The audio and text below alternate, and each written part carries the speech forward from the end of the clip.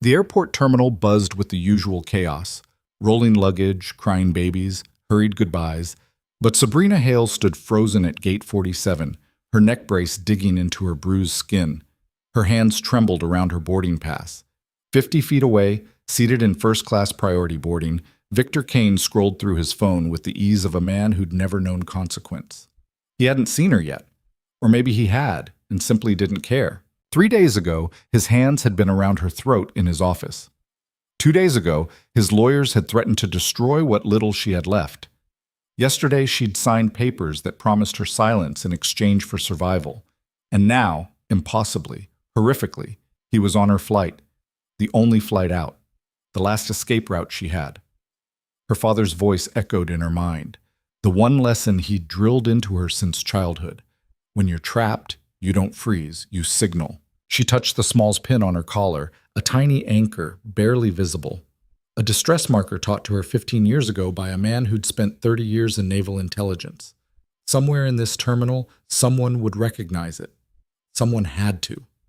Because if Victor Kane realized she was here, if he knew she'd kept copies of everything she'd found, if he understood that her silence had been a lie, this airport would become her tomb. Now, before we dive in, if you're watching this story unfold, I need you to do something for me. Stay until the very end. You won't believe where this goes, and when you get there, drop a comment with the city you're watching from. I want to see how far Sabrina's story travels. Like this video, if you believe the truth always finds a way. Now let's go back to where it all started to fall apart. Sabrina had never imagined her life would hinge on a single Excel spreadsheet. 2 weeks earlier, she'd been finishing a 12-hour shift in the emergency department of St. Aurora Medical Center, a gleaming private hospital in Redwood City that prided itself on efficiency and profit margins. The place looked like a tech campus: glass walls, marble floors, abstract art in the lobbies. But underneath the polish, something had started to rot.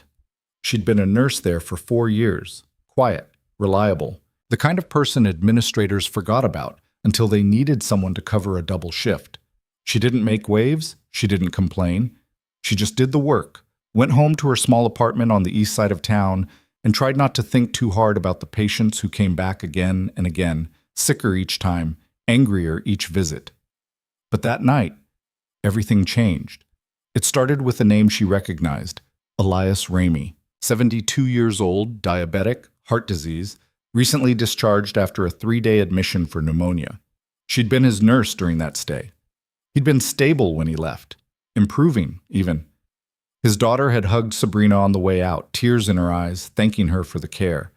Now Elias was back, unresponsive, crashing. She'd run the code herself, hands moving on autopilot, chest compressions, airway, meds. But it was too late.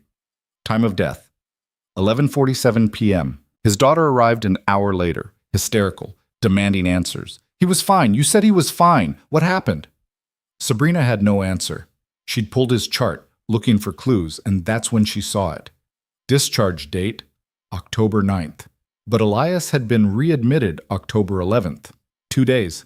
He should have been monitored longer. His vitals had been borderline on day 3. She remembered noting it. She remembered telling the attending physician, Dr. Marcus Lorne, that Elias needed at least another 48 hours. Lorne had shrugged. "Insurance won't cover it. Kane's orders. We're over capacity. Discharge him." She'd pushed back.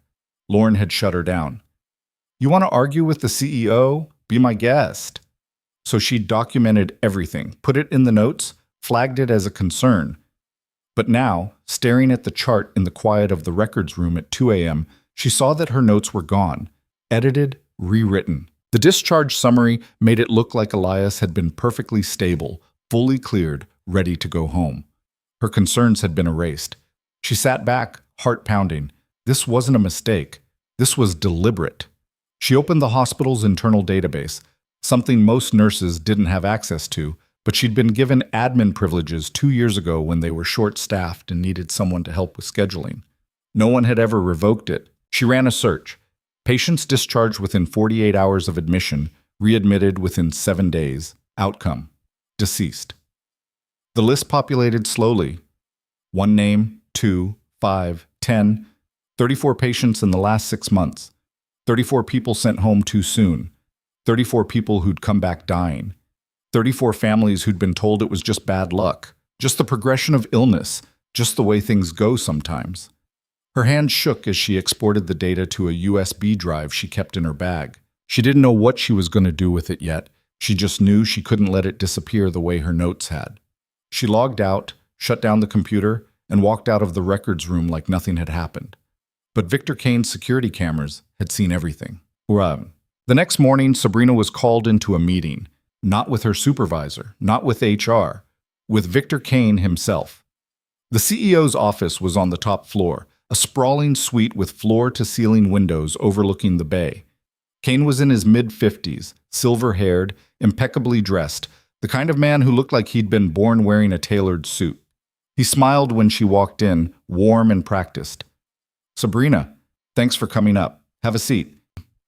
She sat clutching her bag, the USB drive buried at the bottom beneath her wallet and keys. Kane leaned back in his leather chair, fingers steepled. "I wanted to talk to you about last night." Her stomach dropped. "Last night?" "Elias Ramey. Terrible loss. I know you were close with the family." "I was his nurse." "Exactly. And I want you to know we're conducting a full review, making sure everything was done by the book." It wasn't. The words were out before she could stop them. Kane's smile didn't falter, but something shifted in his eyes. "I'm sorry. He shouldn't have been discharged. I flagged it. My notes were deleted." Silence. Kane's smile faded, replaced by something colder, sharper. "Sabrina, I understand you're upset. Loss is hard, especially in our line of work. But making accusations like that, unfounded, emotional accusations, that's dangerous.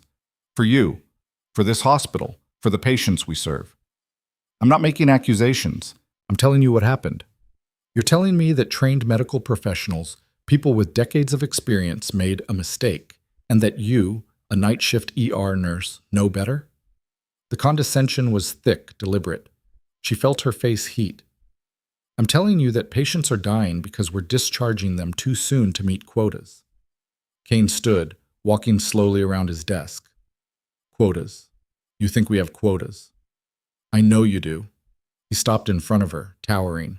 "Do you have any idea what it takes to run a hospital? The regulations, the insurance companies, the board, the community expectations?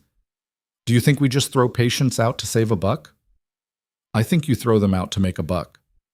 His jaw tightened. For a moment she thought he might yell. Instead, he leaned down, voice dropping to a whisper. "If you repeat that outside this room, I will bury you." Her breath caught. "I will make sure every hospital in this state knows your name. I will make sure you never work in healthcare again. I will make sure every patient death you've ever been involved in gets reviewed, scrutinized, picked apart until there's nothing left of your reputation but malpractice lawsuits and regret." She stared at him, frozen. He straightened, adjusting his cuffs. "Now, I'm going to give you a choice. You can accept a generous severance package, 6 months' salary, full benefits, a glowing reference, and move on with your life. Or you can keep digging, keep making noise, and find out exactly how small you really are." She should have stayed quiet, should have nodded, taken the deal, walked away. But her father's voice was in her head again. "You don't bow to bullies. You document. You prepare. You survive." She stood, legs shaking. "I'll think about it." Kane's eyes narrowed. "You have 24 hours. She walked out, pulse hammering in her ears. She didn't go home. She went to a coffee shop 3 blocks away, ordered something she didn't drink, and pulled out her laptop. She started writing. Everything. Names, dates, discharge records, readmission stats. She cross-referenced obituaries with hospital logs. She found pattern after pattern: elderly patients, uninsured patients, Medicaid patients, all pushed out early, all coming back in crisis, all dying within days. And she found the money trail. Street. Aurora received performance bonuses from its parent corporation, Crestview Health Systems, based on patient turnover rates. The faster they moved people through, the more they made. Keeping beds full with short stays meant maximum billing, minimum cost. Victor Kane had turned healing into an assembly line, and anyone who slowed it down, patients, families, whistleblowers, got cut. She copied everything onto 3 separate USB drives. One she mailed to a P.O. box she'd rented that morning. One she buried in a storage unit she paid for in cash. One she kept with her. Then she went back to work for her next shift, pretending everything was normal. But Kane wasn't pretending anymore. The attack came on her 4th night back. She was finishing her charts in the nurse's station, alone, the ER quiet for once. Footsteps echoed down the hallway. She looked up. Victor Kane walked toward her. No entourage, no assistant, no witnesses. "Still here," he said. Her throat tightened. "I'm working." "Your 24 hours are up." "I haven't decided." "Yes, you have." He reached her, standing too close. She stood, stepping back. He stepped forward. "You went to a coffee shop. You rented a storage unit. You bought a laptop with cash at a pawn shop on 4th Street. Her blood turned cold. He'd been watching her. "I told you," he said, voice low and venomous. "I will bury you. You can't." His hand shot out, grabbing her by the throat, slamming her back against the counter. Her vision blurred. She clawed at his wrist, gasping, choking. "You think you're brave?" he hissed. "You think you're some kind of hero? You're nothing. You're a liability. And liabilities get eliminated." She couldn't breathe, couldn't scream. Her fingers scrambled across the counter, finding a pair of trauma shears. She swung. The blade caught his forearm. He yelled, releasing her. She collapsed, gasping, clutching her throat. He stared at his arm, blood seeping through his sleeve, then at her. His face twisted with rage. "You just made the worst mistake of your life." He walked out. Sabrina sat on the floor, shaking, tears streaming down her face. She pulled out her phone, tried to call 911. No signal. He jammed it. The whole wing was dead. She ran. By morning, she was fired. HR called her at 6 a.m. Effective immediately.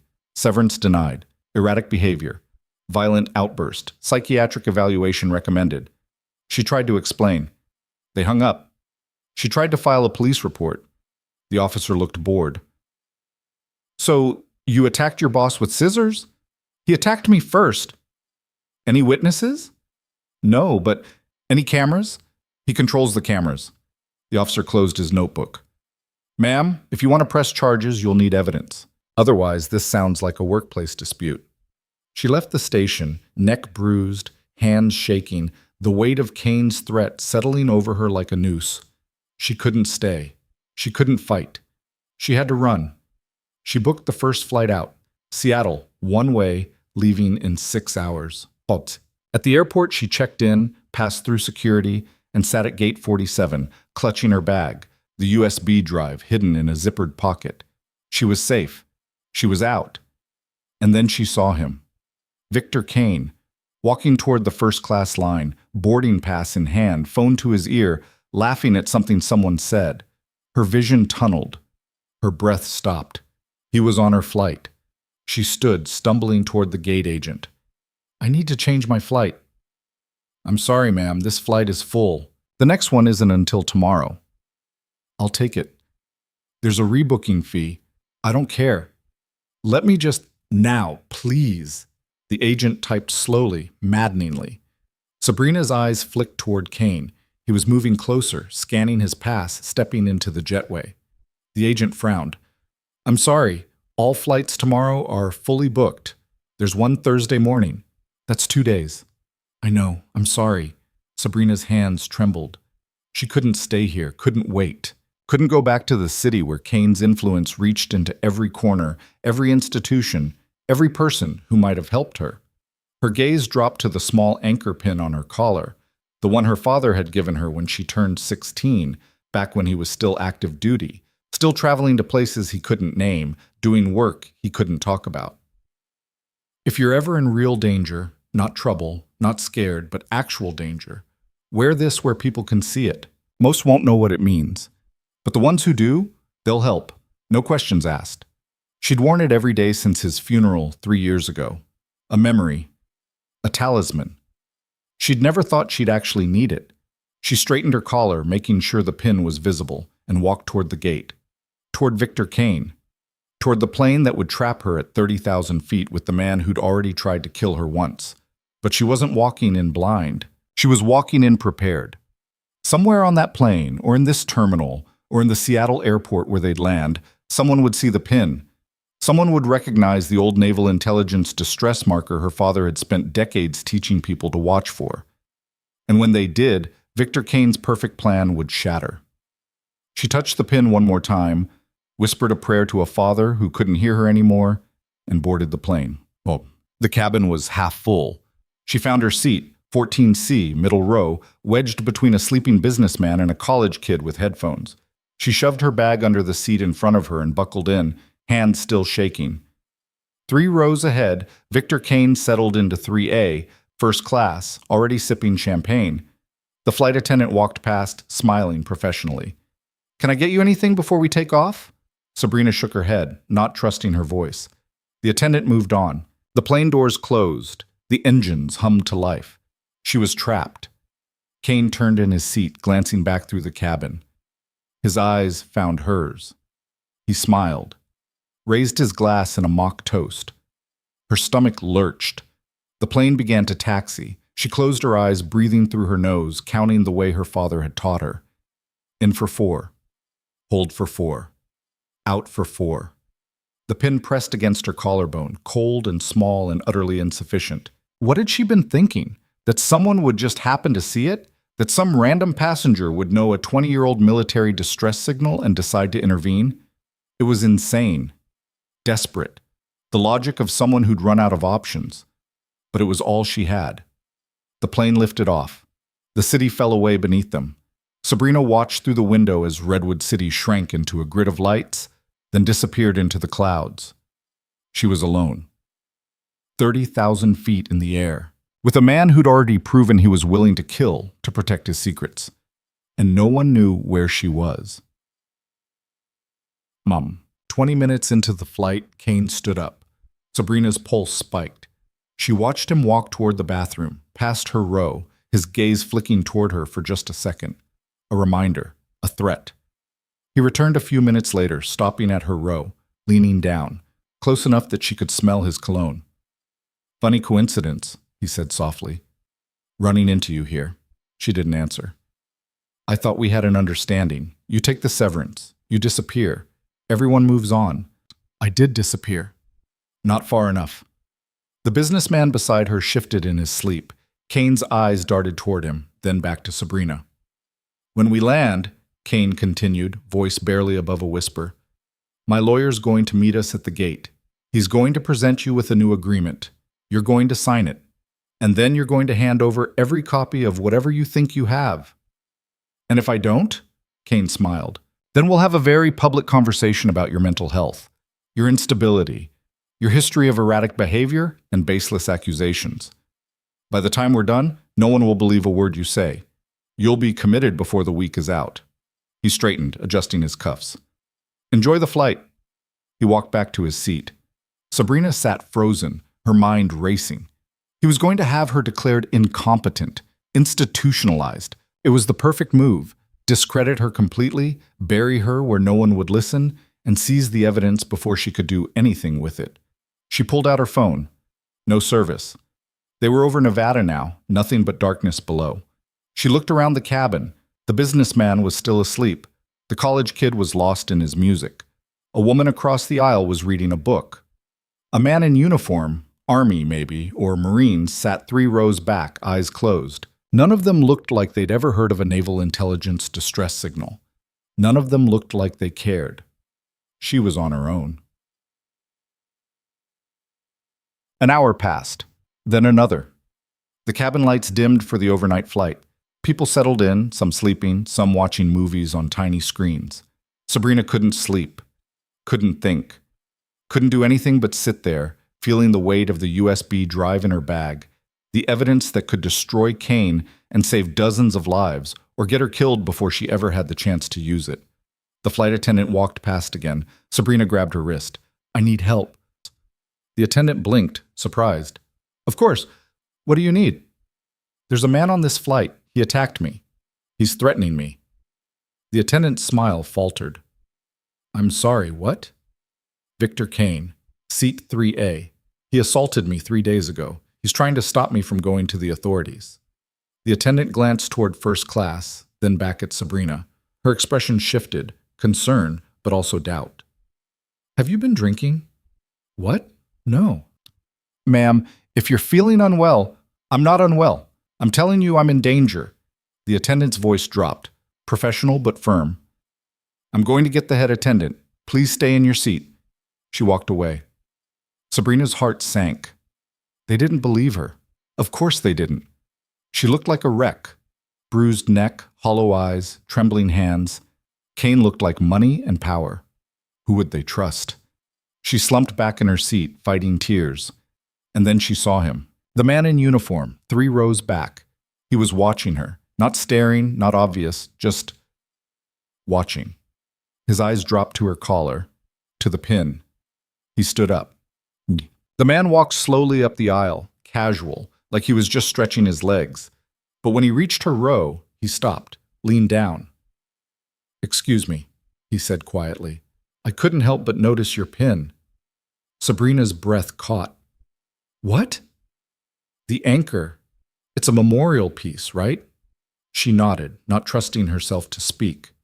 The man's expression didn't change, but his voice dropped even lower. My father served too, Navy, 30 years. He wore one just like that. Sabrina's eyes filled with tears. Mine too. The man nodded once, understanding passing between them without another word. He straightened, glanced toward first class, then back at her. Stay here, he said. Don't move. He walked toward the front of the plane. Sabrina watched, heart pounding, as he approached the head flight attendant. They spoke briefly, too quietly for her to hear. The attendant frowned, shook her head. The man said something else, pulled out his phone, showed her something on the screen. The attendant's expression changed. She nodded, spoke into her radio. The man walked back, sat down in the empty seat beside Sabrina. I'm Lieutenant Colonel Garrett Mills, U.S. Marine Corps, retired. You're going to be okay. How did you Your pin, it's a Naval Intelligence family marker. My father worked with your father's unit back in the 90s. I know the protocol. Sabrina's voice broke. He's going to kill me. Not on this plane, he's not. Mills pulled out his phone, typed something, then showed her the screen. It was a text thread with someone named ADM Lawson. Mills. On United 447, civilian distress marker active. Situation escalating. Need immediate intercept on arrival. ADM Lawson. Confirmed. Sending team to SEA. Keep her safe. Sabrina stared at the screen, not quite believing it. What does that mean? It means when we land, federal agents will be waiting, not airport security. Not local police, federal agents. And whoever's threatening you is going to have a very bad day. But he's the CEO of a major hospital. He has lawyers, connections. I don't care if he's the president. You're under protection now.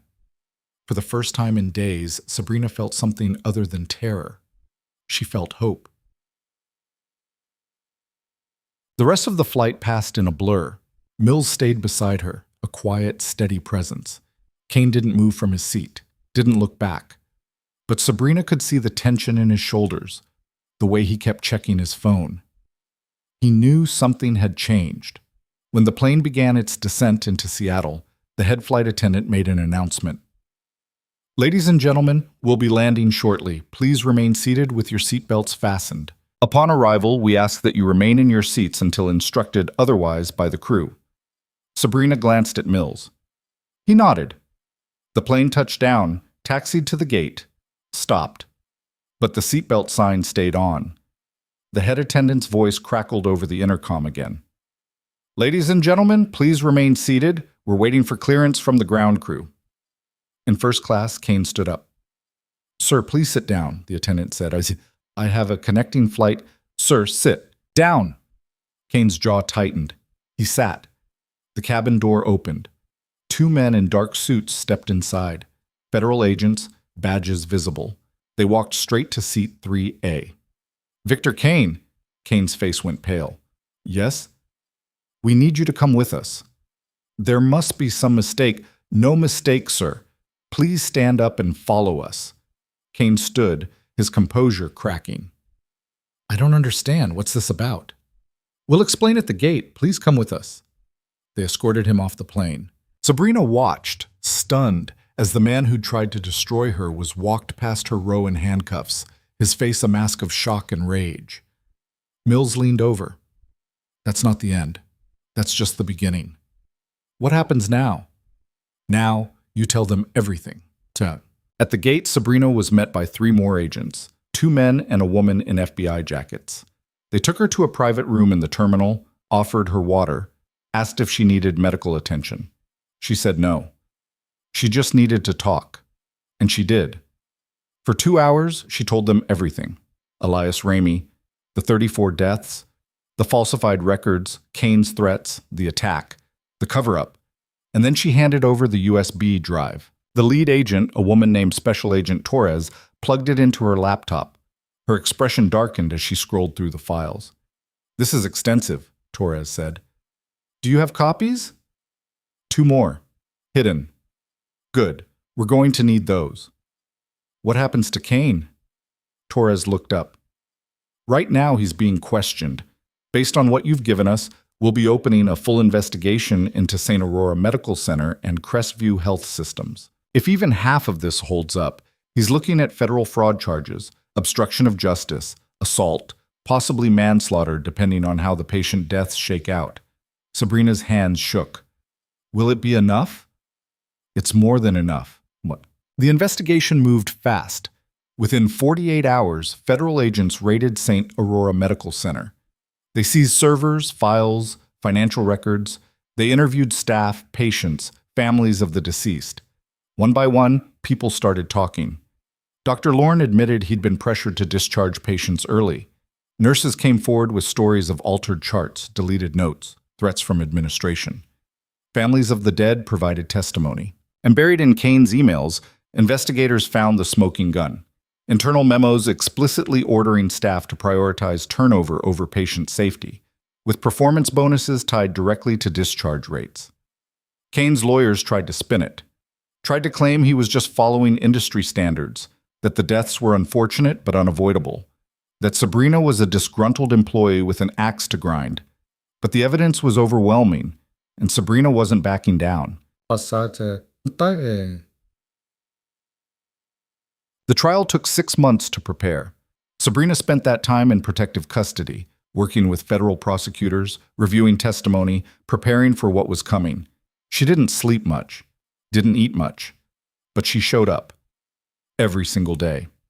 On the morning of the trial, she walked into the federal courthouse in downtown San Francisco, flanked by Agent Torres and Lieutenant Colonel Mills, who'd flown in from Virginia to support her. Victor Kane sat at the defense table, flanked by 3 high-priced lawyers.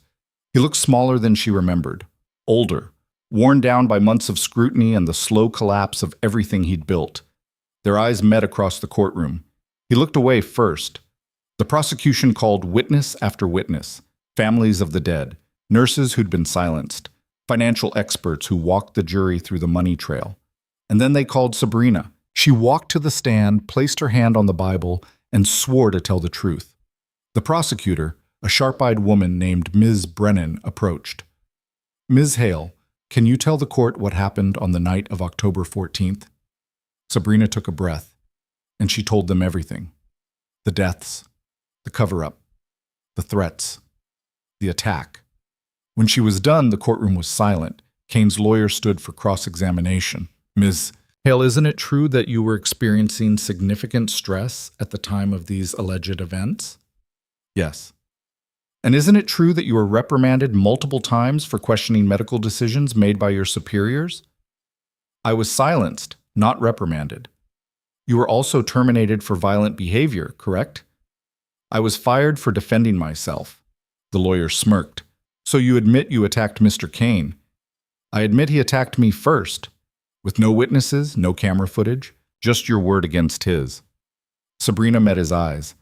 I have bruises, I have medical records, and I have a USB drive full of proof that your client has been killing people for profit. What does he have? The lawyer faltered, sat down. The jury deliberated for 8 hours. When they came back, the verdict was unanimous, guilty on all counts. Victor Kane was sentenced to 15 years in federal prison. St. Aurora Medical Center was shut down pending restructuring. Crestview Health Systems paid out $47 million in settlements to the families of the deceased. And Sabrina Hale, the quiet night shift nurse who'd been dismissed, attacked, and silenced, became the woman who brought down an empire. But the story didn't end there. Because 3 days after the verdict, Sabrina received a call from Senator Dianne Hollis, chair of the Senate Committee on Health and Human Services. Ms. Hale, I've been following your case. What you did took extraordinary courage, and it exposed a systemic problem that goes far beyond one hospital. Thank you, Senator. I'd like you to testify before Congress. Help us draft legislation to protect whistleblowers in the healthcare industry and hold executives accountable for patient safety violations. Sabrina didn't hesitate. When do we start? Well, 6 months later, the Patient Safety and Whistleblower Protection Act was signed into law.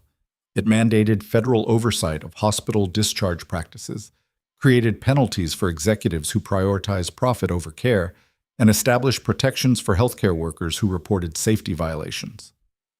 Sabrina stood in the gallery as the bill passed, tears streaming down her face. Lieutenant Colonel Mills stood beside her. Your father would be proud. She nodded, unable to speak, because she'd done it. She'd survived, she'd fought, and she'd won. Not just for herself, but for every patient who'd been pushed aside, every nurse who'd been silenced, every family who'd been told their loved one's death was just bad luck. She'd proven that the truth, no matter how buried, always finds a way to the surface, and that even the smallest voice, when it refuses to stay silent, can change everything. But the system that had protected Victor Kane for years wasn't ready to let her win so easily. The morning after the bill signing, Sabrina woke to 17 missed calls, all from unlisted numbers, all within the span of 3 hours. She ignored them, made coffee, tried to pretend everything was normal. But when she opened her laptop to check her email, the screen was already on. A message sat in her inbox, time-stamped from 2 minutes ago, while her laptop had been closed. Subject: You made a mistake. She didn't open it. She shut the laptop, unplugged it, and called Agent Torres. Someone's in my system, Sabrina said, her voice tight. They sent me a message while my computer was off. Torres didn't hesitate. Pack a bag. Don't use your phone. I'm sending a team. What's happening? Crestview Health Systems just filed for bankruptcy protection. They're liquidating assets, shutting down hospitals, laying off thousands, and their legal team is looking for someone to blame. They already lost in court. Criminal court, yes, but they're filing civil suits against you. They're claiming you fabricated evidence, that your testimony caused irreparable financial harm, that you cost them hundreds of millions in damages. Sabrina's chest tightened. That's insane. That's corporate warfare. They can't put you in prison, so they're going to bury you in litigation until you're bankrupt and broken. And based on this email, they're willing to play dirty. 20 minutes later, 2 federal agents arrived at her apartment. They swept it for bugs, checked her devices, and escorted her to a secure location, a bland suite in a downtown hotel with reinforced doors and no windows. You'll stay here until we assess the threat level, Torres said. Don't leave. Don't contact anyone. Don't use any personal accounts. For how long?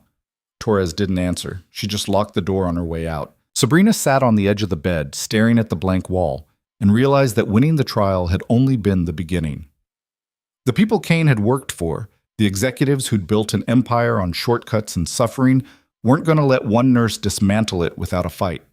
They were going to destroy her, legally, financially, socially, whatever it took. And this time, there would be no dramatic courtroom moment to save her. Just endless depositions, motions, appeals, and legal fees she couldn't afford. She pulled out her phone, the burner Torres had given her, and stared at the single contact saved in it. Mills. She called. He picked up on the second ring. Talk to me. They're coming after me. Crestview's legal team. They're filing civil suits. I heard. I also heard they hired Dalton Riggs. Sabrina's stomach dropped. She'd heard that name before. Riggs was a fixer, a lawyer who specialized in destroying whistleblowers. He'd buried a dozen cases over the years, turned heroes into villains, made juries believe that the people exposing corruption were the real criminals. What do I do? She asked, hating how small her voice sounded. You fight, and you don't fight alone. I'm making some calls. To who? People who owe me favors. People who don't like seeing good people get crushed by bad systems. Sit tight. This isn't over. He hung up. Sabrina sat in the silence of the hotel room, the weight of everything pressing down on her. She'd thought exposing Kane would be enough. She'd thought justice in a courtroom would mean safety in the real world. She'd been wrong. The lawsuit was filed 3 days later. Crestview Health Systems versus Sabrina Hale. The claim: defamation, fraud, and tortious interference.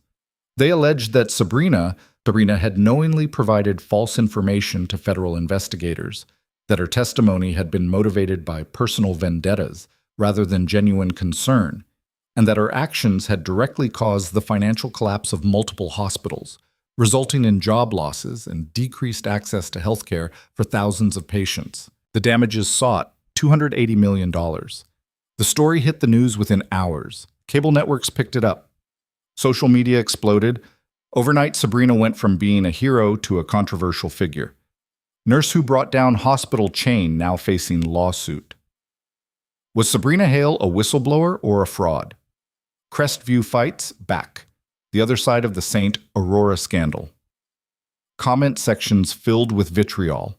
Half the people called her brave. The other half called her a liar, a troublemaker, someone who destroyed lives for attention. Sabrina stopped reading after the first dozen articles, but she couldn't escape it.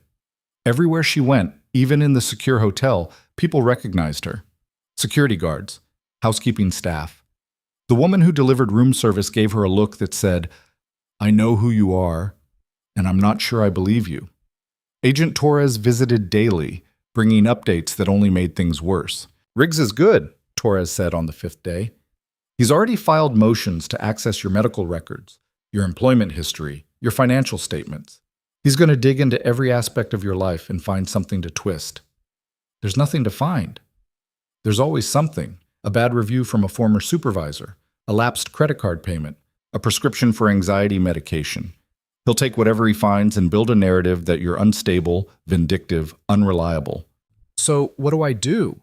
Torres hesitated. "You get a lawyer, a really good one, and you prepare for this to get uglier before it gets better." "I can't afford a really good lawyer." "I know, that's the point. They're counting on you folding before it even goes to trial." Sabrina looked down at her hands.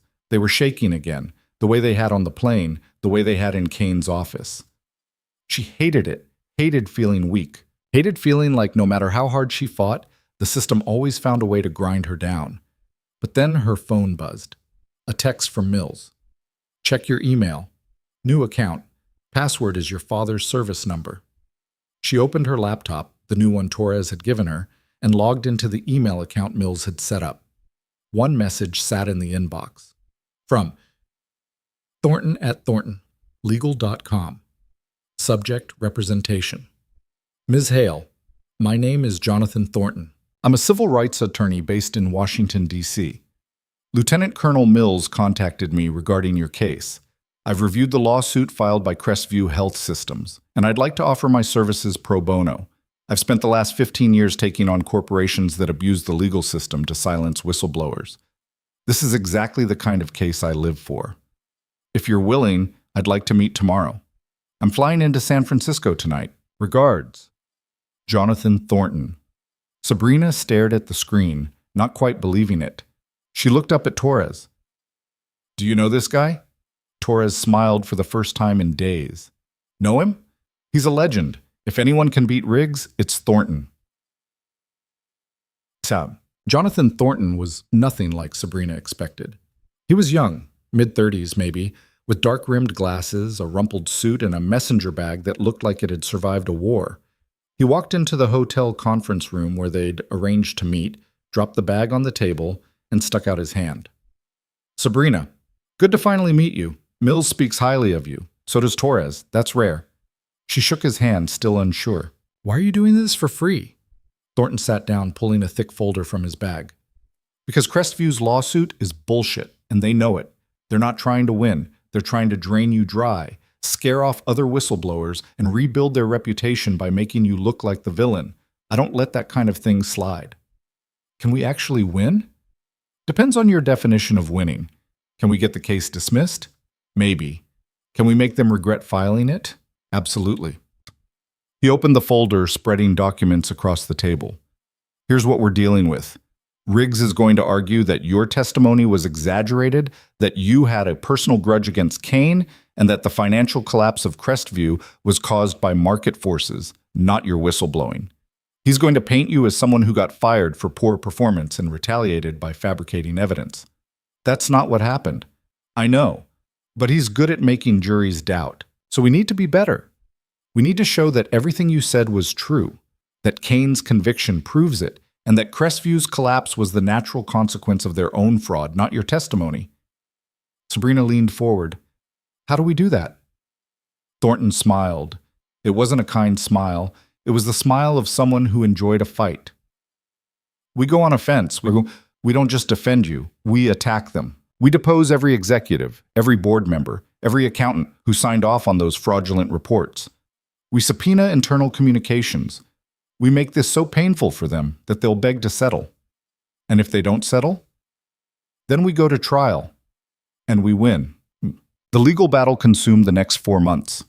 Thornton filed countersuit, alleging that Crestview's lawsuit was a slap, a strategic lawsuit against public participation, designed solely to silence a whistleblower.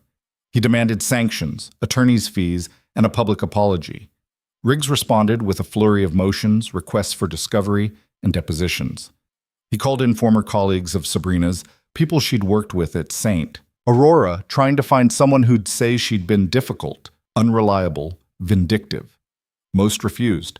A few gave vague, non-committal answers. One, a nurse named Rachel Gaines, said exactly what Riggs wanted her to say. Sabrina was always questioning doctors, challenging decisions, making things harder than they needed to be, Rachel testified during her deposition. She had a chip on her shoulder, like she thought she knew better than everyone else. Sabrina watched the video of the deposition in Thornton's office, her stomach twisting. Rachel had been her friend. They'd worked side by side for 3 years, covered each other's shifts, shared lunches in the break room. She's lying, Sabrina said. Thornton didn't look up from his notes. Maybe. Or maybe she's scared. Riggs probably threatened her job, her license, her livelihood. People say all kinds of things when they're scared. So what do? We discredit her. I pulled her employment records. She received 2 written warnings last year for medication errors. One of those errors involved a patient who ended up in the ICU. If she wants to talk about bad nurses, we'll talk about bad nurses. Sabrina felt a pang of guilt. I don't want to destroy her. Then you're going to lose, because that's what they're doing to you. She looked away, hating that he was right. The depositions continued. Thornton deposed Martin Cross, Crestview's former CFO, a man in his 60s with thin hair and trembling hands. Cross had signed off on the financial reports that hid the patient turnover bonuses. He'd approved the discharge quotas. He'd known everything. Thornton didn't waste time. Mr. Cross, did you know that St. Aurora Medical Center was discharging patients prematurely to maximize billing? Cross shifted in his seat. I was aware of efficiency targets. Efficiency targets. Is that what you call sending dying patients home? That's not... You signed the reports. You approved the bonuses. You knew people were dying. I didn't know the specifics. You didn't want to know, because knowing would have made you complicit. So you looked the other way, cashed your checks, and let Victor Kane take the fall when it all came apart. Cross's lawyer interjected. Objection. Argumentative. Thornton smiled. Withdrawn. Let me ask a different question, Mr. Cross. How much did you personally make in bonuses tied to patient turnover rates? Cross went pale. I don't recall the exact $473,000 over 2 years. Does that refresh your memory? Silence. Thornton leaned forward. You made $500,000 while 34 people died. And now you're sitting here pretending you didn't know. That's not ignorance, Mr. Cross. That's cowardice. The deposition ended 20 minutes later. Cross walked out looking 10 years older. Thornton closed his laptop, satisfied. That's going in our summary judgment motion. If the judge sees this, Crestview's case is done. But Sabrina wasn't celebrating. She was thinking about the 34 names on her list, the families who'd lost people, the patients who'd trusted a system that had failed them. "When does this end?" she asked quietly. Thornton looked at her, his expression softening for the first time. "When they realize they can't win, or when we drag them through so much hell that they'd rather settle than keep fighting." "How long?" "Months, maybe a year." Sabrina closed her eyes. A year of this.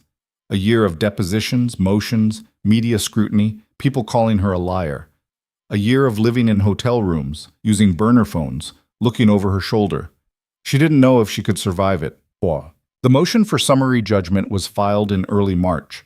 Thornton presented the evidence. Kane's conviction, the internal memos, Cross's deposition, the medical records of the 34 deceased patients. He argued that Crestview's lawsuit had no merit, that it was a transparent attempt to punish a whistleblower, and that the court should dismiss it with prejudice and award Sabrina sanctions. Riggs countered with his own motion, arguing that the criminal case against Kane didn't prove Sabrina's testimony was accurate, that her actions had caused measurable financial harm regardless of intent, and that the case should proceed to trial so a jury could decide. The hearing was set for April 12th. Sabrina sat in the courtroom beside Thornton, watching as the judge, a woman in her 50s named Judge Carolyn Brennan, read through the motions in silence. The courtroom was packed. Reporters, advocates, former Crestview employees, families of the deceased. Riggs stood when his turn came, smooth and confident. "Your Honor, this case isn't about whether Mr. Kane committed crimes. It's about whether Miss Hale's actions, her public accusations, her media appearances, her testimony caused financial harm to a corporation and its employees. That's a question of fact, and it belongs in front of a jury." Judge Brennan looked unimpressed. "Mr. Riggs, your client paid out $47 million in settlements to families of patients who died under their care. That suggests Ms. Hale's accusations weren't baseless. Settlements are not admissions of guilt, Your Honor." "No, but a criminal conviction is, and Mr. Kane's conviction was based largely on evidence Ms. Hale provided. Are you arguing that evidence was fabricated?" Riggs hesitated. "We're arguing that her motivations were suspect." "Her motivations are irrelevant if the evidence was accurate," which it was. "I've read the trial transcripts, I've reviewed the medical records. Ms. Hale didn't fabricate anything. She exposed a systemic failure that your client profited from for years." Riggs tried again. "Your Honor, I've heard enough. Motion for summary judgment is granted. Crestview's lawsuit is dismissed with prejudice. Ms. Hale is awarded attorney's fees and costs. This case is closed." The gavel came down. The courtroom erupted. Reporters rushed for the doors, advocates cheered. Sabrina sat frozen, not quite believing it was over. Thornton leaned over, grinning. "We won." She looked at him, eyes filling with tears. "It's really over?" "It's really over." But as they stood to leave, Sabrina saw him. Across the courtroom, near the back row, Dalton Riggs. He was staring at her, his expression cold and calculating. And as their eyes met, he smiled. Not the smile of a man who'd lost. The smile of a man who'd just been warming up. He turned and walked out. Thornton noticed. "What's wrong?" Sabrina didn't answer. She just watched Riggs disappear into the hallway and felt the familiar chill of dread settle over her. Because men like Riggs didn't lose gracefully. They regrouped. They adapted. They found new ways to win. And something in his smile told her this wasn't over at all. The celebration was brief. Thornton took her to a quiet restaurant near the courthouse, ordered champagne she didn't drink, and tried to convince her that she'd actually won. "Crestview's done," he said. "They're bankrupt. Their board's been dissolved. The executives are facing their own legal battles. Kane's in prison. You did it, Sabrina. You won." But Sabrina couldn't shake the image of Riggs's smile. What if he appeals? He can't. Dismissed with prejudice means it's over. No appeals. No retrials. Done. Then why did he look so happy? Thornton frowned.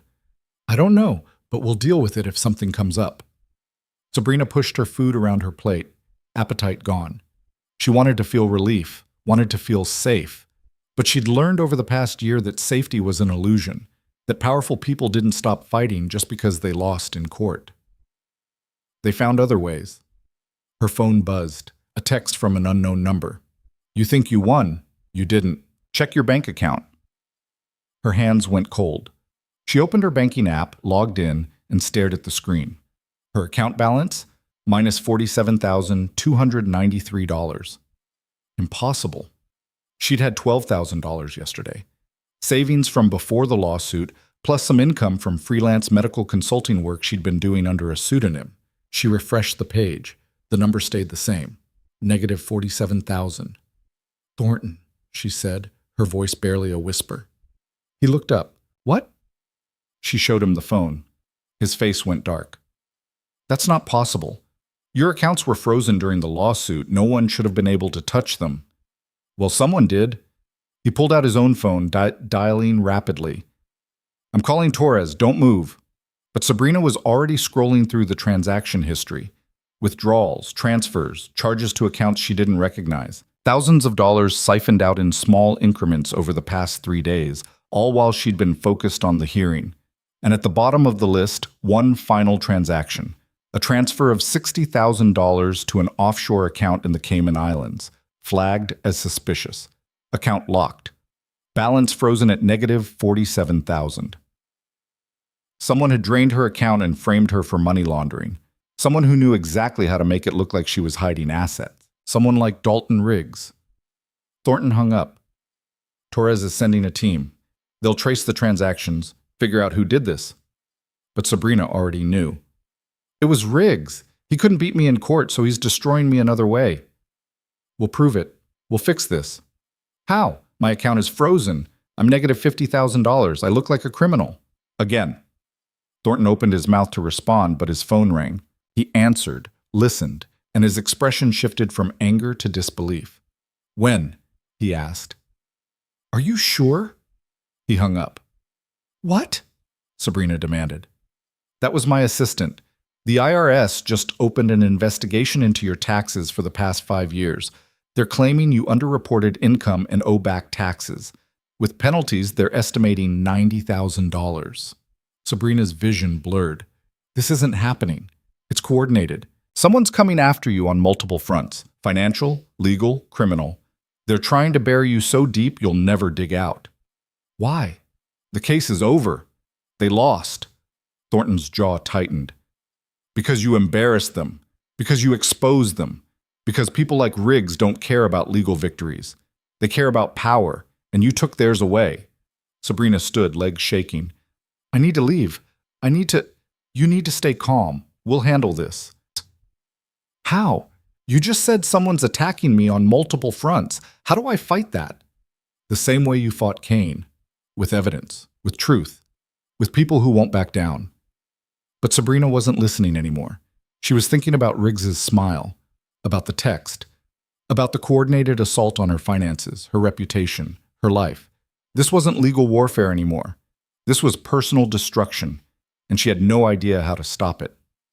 By the time she returned to her apartment, she'd finally been cleared to go home after the hearing. The damage had spread. Her credit cards were maxed out. Her student loans had been flagged for non-payment, even though she'd been making payments on time for years. Her medical license was under review by the state board, accused of practicing without proper oversight during her freelance work. Every part of her life was being systematically dismantled. She sat on her couch, staring at the pile of notices and letters that had been shoved under her door, and realized she'd made a terrible mistake. She'd thought exposing Cain would be enough, thought bringing down one corrupt executive would change the system. But the system didn't change. It adapted. It found new ways to protect itself. And anyone who threatened it, anyone who tried to shine a light on the rot underneath, got crushed. Her phone buzzed again. Another unknown number. You should have taken the severance. She hurled the phone across the room. It hit the wall and shattered. And in the silence that followed, Sabrina Hale, the woman who'd brought down a hospital empire, who'd testified before Congress, who'd changed federal law, finally broke. She buried her face in her hands and sobbed, because she'd won every battle, and somehow she was still losing the war. But in a federal office 3 miles away, Agent Torres was making calls of her own, and Lieutenant Colonel Mills was already on a plane. Because while Sabrina sat alone in her apartment, drowning under the weight of everything they'd thrown at her, the people who'd helped her survive the first fight were preparing for the second. And this time, they weren't just going after one man. They were going after everyone who'd helped him. Mills arrived at her apartment at 3 a.m. with 2 duffel bags and a hardened expression that told Sabrina he wasn't there to offer comfort. She opened the door, eyes swollen, still wearing the same clothes from the courthouse. He walked past her without a word, dropped the bags on the kitchen counter, and started unpacking. Laptop, encrypted phone, files, a Glock 19 in a leather holster. "You're not staying here," he said. "I live here." "Not anymore. They know where you are. They've compromised your finances, your credit, your licensing. Next step is physical intimidation. Maybe worse." Sabrina's throat tightened. "You think they'd actually—" "I think Dalton Riggs works for people who don't lose. And when legal tactics fail, they escalate. So we're leaving. Now." "To where?" "Somewhere they can't find you while we figure out who's funding this." He handed her the encrypted phone. "Use this. Only this. Your old number's compromised. They're tracking your calls, your texts, probably your location." She took the phone, hands numb. "How do you know all this?" "Because I've seen it before. Different players, same playbook. You embarrass powerful people. They're going to make you disappear, legally if they can, physically if they can't." The casual way he said it made her stomach turn. This is America. They can't just... They can. They do. "You think you're the first whistleblower to win in court and lose in real life?" He zipped up one of the bags. "Pack light. 5 minutes." She didn't argue. She grabbed a backpack, threw in clothes, toiletries, her father's anchor pin, the remaining USB drive she'd kept hidden in a hollowed-out book. She took one last look at the apartment, the place she'd called home for 6 years, and followed Mills out into the hallway. They took the stairs. Mills moved like he was still active duty, checking corners, listening for footsteps. When they reached the parking garage, he led her to a nondescript Honda Civic, not the truck she'd seen him drive before. "Rental," he said. "Paid cash. No GPS." They drove in silence for 20 minutes, winding through empty streets until they reached a residential neighborhood in Daly City. Mills pulled into the driveway of a small ranch house, dark except for a porch light. "Safe house," he said. "Belongs to a friend, former Marine. He's out of the country for 3 months. We're clear." Inside, the house was sparse but clean. Mills set up his laptop on the dining table, connected to a portable hotspot, and started typing. "What are you doing?" Sabrina asked. "Tracing the money. Someone paid for those fraudulent transactions. Someone hired forensic accountants to build a case for the IRS. That kind of coordination costs serious money. I want to know where it came from." Sabrina sat down across from him, exhaustion pulling at her bones. "Torres said she'd handle it." "Torres is federal. She has protocols, warrants, chain of command. I don't." He looked up. "I'm going to find out who's doing this, and then we're going to bury them." "How?" "Same way you buried Kane. Evidence, exposure. Make it public before they can spin it." "They'll just deny it." "Not if we have proof." He turned the laptop toward her. On the screen was a wire transfer record, $150,000 from an account registered to Vanguard Consulting LLC to a private investigation firm in Los Angeles. "Vanguard's a shell company," Mills said. "But the PI firm? They specialize in financial harassment, fake debts, fraudulent charges, identity theft. They've been linked to at least 6 cases where whistleblowers were financially destroyed right after winning lawsuits." "Who owns Vanguard?" "That's what I'm working on. But I'd bet my pension it traces back to someone connected to Crestview." Sabrina stared at the screen, her mind racing. "If we expose them, if we prove Riggs is behind this, what happens?" "Depends. If we can link it directly to him, he's looking at conspiracy charges, wire fraud, maybe RICO if we can prove it's part of a larger pattern. And if we can't..." Mills didn't answer. He just kept typing. By dawn, Mills had traced Vanguard Consulting through 3 layers of shell corporations, each registered in a different state, each designed to obscure the money trail. But at the end of the chain was a name Sabrina recognized: Dr. Helena Frost, Chief Medical Officer of Crestview Health Systems, the woman who'd signed off on every policy, every quota, every discharge protocol that Victor Kane had implemented. She'd testified during Kane's trial, claiming ignorance, claiming she'd been kept in the dark. The jury hadn't believed her, but there hadn't been enough evidence to charge her. Now apparently she was paying private investigators to destroy the woman who'd exposed her. She's funding this, Sabrina said, staring at the screen. Frost is bankrolling Riggs. Mills nodded. And she's not doing it alone. Look at the other transfers. He pulled up a second file. More wire transfers, all from Vanguard, all within the past 6 months. $200,000 to a media consulting firm. $75,000 to a reputation management company. $50,000 to a legal defense fund for former Crestview executives facing lawsuits. She's coordinating a whole operation, Mills said. Discredit you, protect her people, rebuild Crestview's image, and if you end up bankrupt or in jail, that's just a bonus. Sabrina felt rage building in her chest, hot and sharp. We need to tell Torres. We will. But first, we need more. Torres can't move on shell companies and wire transfers. She needs direct communication. Emails, texts. Proof that Frost explicitly ordered the hit on you. How do we get that? Mills looked at her, his expression unreadable. We make her think she's winning. The plan was simple in theory, dangerous in execution. Mills would leak a fabricated story to a friendly journalist, someone who owed him a favor, claiming that Sabrina was under federal investigation for tax evasion and money laundering. The story would make it look like she was on the verge of losing everything, that the IRS had enough evidence to prosecute. It'll look like their strategy worked, Mills explained. Frost will let her guard down. She'll communicate with Riggs, with the PI firm, maybe with other executives. And when she does, we'll be listening.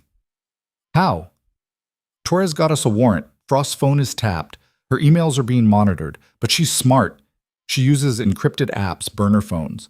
We need her to get sloppy, and she'll only do that if she thinks she's won. Sabrina felt sick. You want me to be the bait? I want them to think you're out of the fight. That way they'll talk. And when they talk, we'll have everything we need. And if it doesn't work, then we move to Plan B.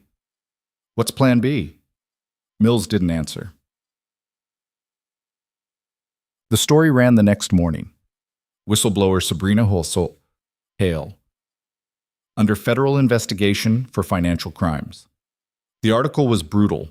It cited unnamed sources close to the IRS, claimed evidence of offshore accounts and unreported income, suggested that Sabrina had used her newfound fame to profit illegally. It stopped just short of calling her a fraud, but the implication was clear. Within hours, the story spread. Cable news picked it up. Social media exploded. The same people who'd called her a hero 6 months ago were now calling her a hypocrite. Sabrina watched the fallout from the safe house, her stomach churning. Thornton called, furious, demanding to know where the story had come from. It's a plant, Sabrina said. We're trying to draw them out. By destroying your reputation even more? This is insane. It's the only way. Thornton was silent for a moment. If this doesn't work, if they don't take the bait, you'll never recover from this. I know. He hung up. Mills sat across from her, monitoring multiple screens. It's working. Frost just made a call. Sabrina leaned over. On one screen was a transcript of a phone conversation, real time, between Frost and an unlisted number. Frost. Did you see the news? Unknown. I did. Looks like your plan's paying off. Frost. I told you she was vulnerable. Keep the pressure on. I want her indicted within the month. Unknown. The IRS is moving slow. They're cautious. Frost. Then make them move faster. I'm paying you enough to make this happen. Unknown. Understood. The call ended. Mills looked at Sabrina. That's conspiracy. That's explicit coordination to commit fraud. Torres can move on this. Who was she talking to? We're tracing it now. 10 minutes later, Torres called Mills. Sabrina listened to the one-sided conversation, her heart pounding. Yeah, I saw... Can you confirm? Jesus. Okay, we move tonight. Mills hung up. The unlisted number belongs to Richard Mercer, senior partner at Dalton Riggs's firm. He's the one coordinating with the IRS, feeding them fake evidence, pushing for indictment. So it's not just Frost. It's Riggs's entire firm. Bigger than that. Mercer's been doing this for years. Torres found links to at least a dozen other cases. Whistleblowers, activists, journalists, all of them destroyed financially, right after exposing corporate corruption. Sabrina felt the weight of it settle over her. They have a system. They have an industry, and we're about to blow it wide open. The raid happened at midnight. Federal agents hit 3 locations simultaneously: Frost's home in Pacific Heights, Mercer's office in downtown San Francisco, and the headquarters of the PI firm in Los Angeles. They seized computers, phones, files, hard drives. By morning, the evidence was overwhelming. Emails between Frost and Mercer detailing the plan to financially destroy Sabrina. Wire transfers from Vanguard to the PI firm with explicit instructions to fabricate debts and file fraudulent IRS complaints. Text messages between Mercer and IRS contacts discussing how to fast-track an investigation without proper evidence. And buried in Frost's personal files, a list, 12 names. Whistleblowers, journalists, former employees, all of them people who'd tried to expose Crestview or companies like it. All of them destroyed the same way Sabrina was being destroyed. Torres called Sabrina at 6 a.m. We have them. Frost, Mercer, 2 other partners from Riggs's firm, and 4 executives from the PI company. They're all in custody. Sabrina closed her eyes, relief flooding through her. Is it over? The criminal charges are just starting, but the operation? Yeah, it's over. What about Riggs? Torres hesitated. He's not in custody. We don't have enough direct evidence linking him to the conspiracy. He's claiming he didn't know what Mercer was doing, that it was all unauthorized. That's bullshit. I know, but it's plausible enough that his lawyers are pushing back. We're building a case, but it's going to take time. Sabrina felt the anger return, sharp and bitter. So he walks. For now. But Mercer's already talking. If Riggs was involved, and I think he was, Mercer will give him up to save himself. And in the meantime? In the meantime, you're safe. The IRS investigation is closed. Your accounts will be unfrozen and restored within 48 hours. Your medical license review is being dropped. You're clear. Sabrina should have felt relief, should have felt vindicated, but all she felt was exhaustion. The media coverage shifted overnight. Federal raid exposes conspiracy to silence whistleblower. Helena Frost arrested in plot to destroy Sabrina Hale. How a nurse took down a criminal empire twice. Sabrina didn't read the articles. She didn't do interviews. She just stayed in the safe house, sleeping 14 hours a day, trying to process everything that had happened. Mills stayed with her quiet and steady. He didn't push her to talk, didn't ask how she was feeling. He just made coffee, cooked simple meals, and worked on his laptop, tracking the fallout. On the 3rd day, Thornton called. The state bar just opened an investigation into Mercer and his partners. If they can prove a pattern of misconduct, the whole firm could be disbarred. What about Riggs? Still untouched, but he's losing clients. No one wants to be associated with a firm under federal investigation. So he'll just start over somewhere else. Maybe, but his reputation's shot. That's not nothing. Sabrina hung up, frustrated. Riggs had orchestrated everything, protected himself with layers of deniability, and he was going to walk away with nothing more than a bruised ego. It wasn't justice. It was just the system protecting its own. A week later, Torres visited the safe house.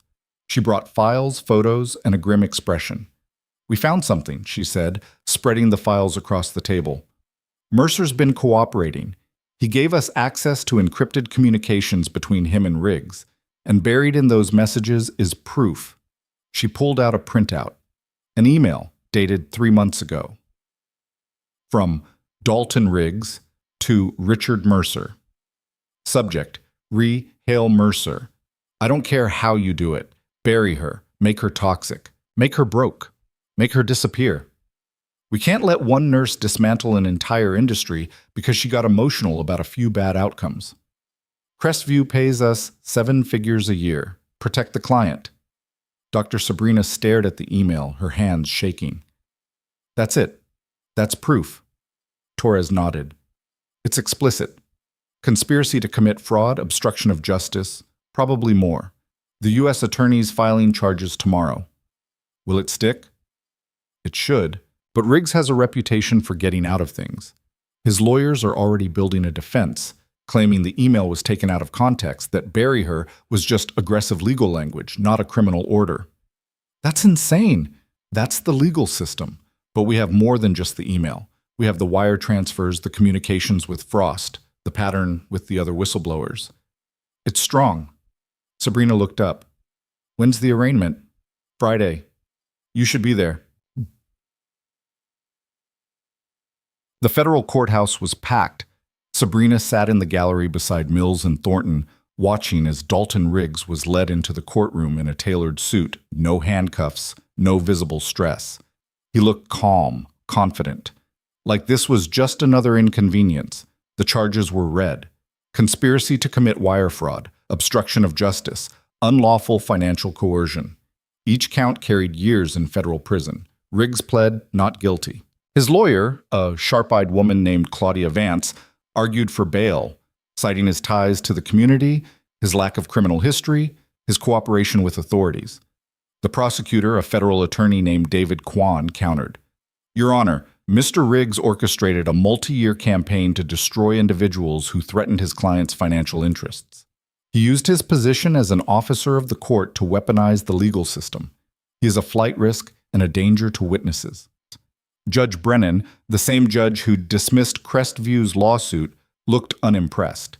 Bail is set at $5 million. Mr. Riggs will surrender his passport and submit to electronic monitoring. Trial date is set for October 3rd. The gavel came down. Riggs turned, scanning the courtroom. His eyes found Sabrina. He smiled. Not a defeated smile.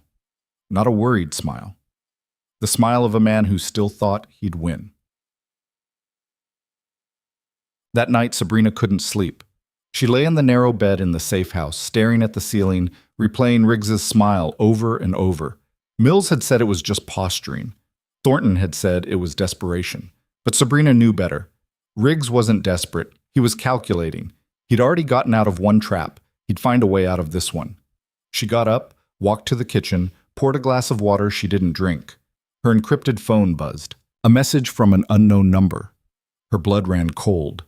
You think you won. You didn't. Check the news. She opened her laptop, pulled up the headlines. Key witness in Riggs' case found dead.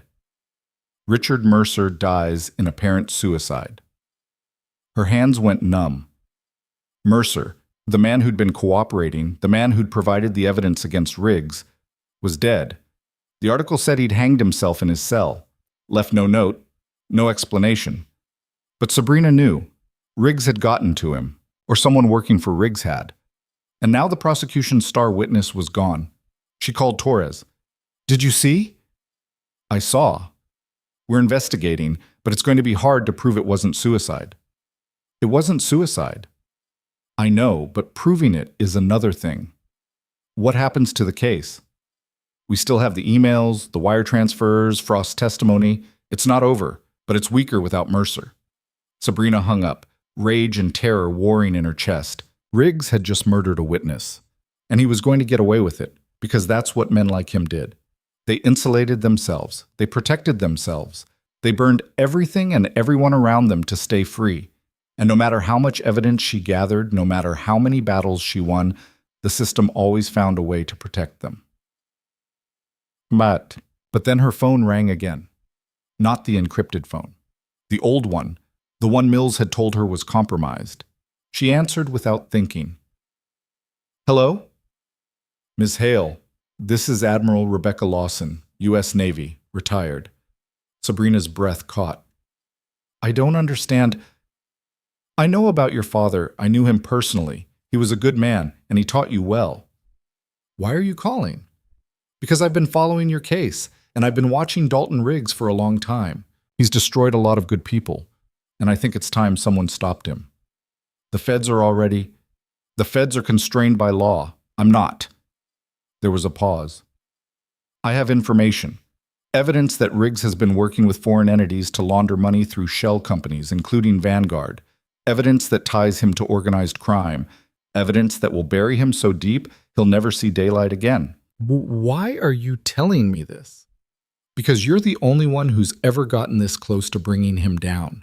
And I think you deserve to finish what you started. How? Meet me tomorrow, Pier 39 noon, Come alone. Don't tell Torres, don't tell Mills, just you. Why alone? Because what I'm about to give you isn't exactly legal, and if Torres knows, she'll be obligated to stop you from using it. Sabrina's heart pounded. What are you asking me to do? I'm asking you to decide. Do you want justice through the system, or do you want to actually win? The line went dead. Sabrina sat in the dark kitchen, staring at the phone, her mind racing. Lawson was offering her something Torres couldn't, something the courts couldn't, a way to destroy Riggs completely, but it meant stepping outside the law, crossing a line she'd never crossed before. And if she did it, if she took Lawson's evidence and used it, there'd be no going back. She thought about her father, about the lessons he had taught her, about survival, about justice, about doing what was right even when the system said it was wrong. And she thought about Mercer, dead in a cell, silenced before he could testify. She thought about the 12 names on Frost's list, people whose lives had been destroyed because they'd tried to do the right thing. She thought about Riggs's smile, and she made her decision. The next morning, she left the safe house without telling Mills. She took a ride chair to Pier 39, hood pulled up, sunglasses on, moving through the crowds like a ghost. At noon, she found Admiral Lawson standing near the edge of the pier, looking out at the water. She was in her 60s, gray-haired, wearing a simple jacket and jeans. She didn't look like someone who could bring down a legal empire, but when she turned and met Sabrina's eyes, there was steel there. "You came," Lawson said. "I want to know what you have." Lawson handed her a flash drive. Everything Riggs has done for the past 15 years.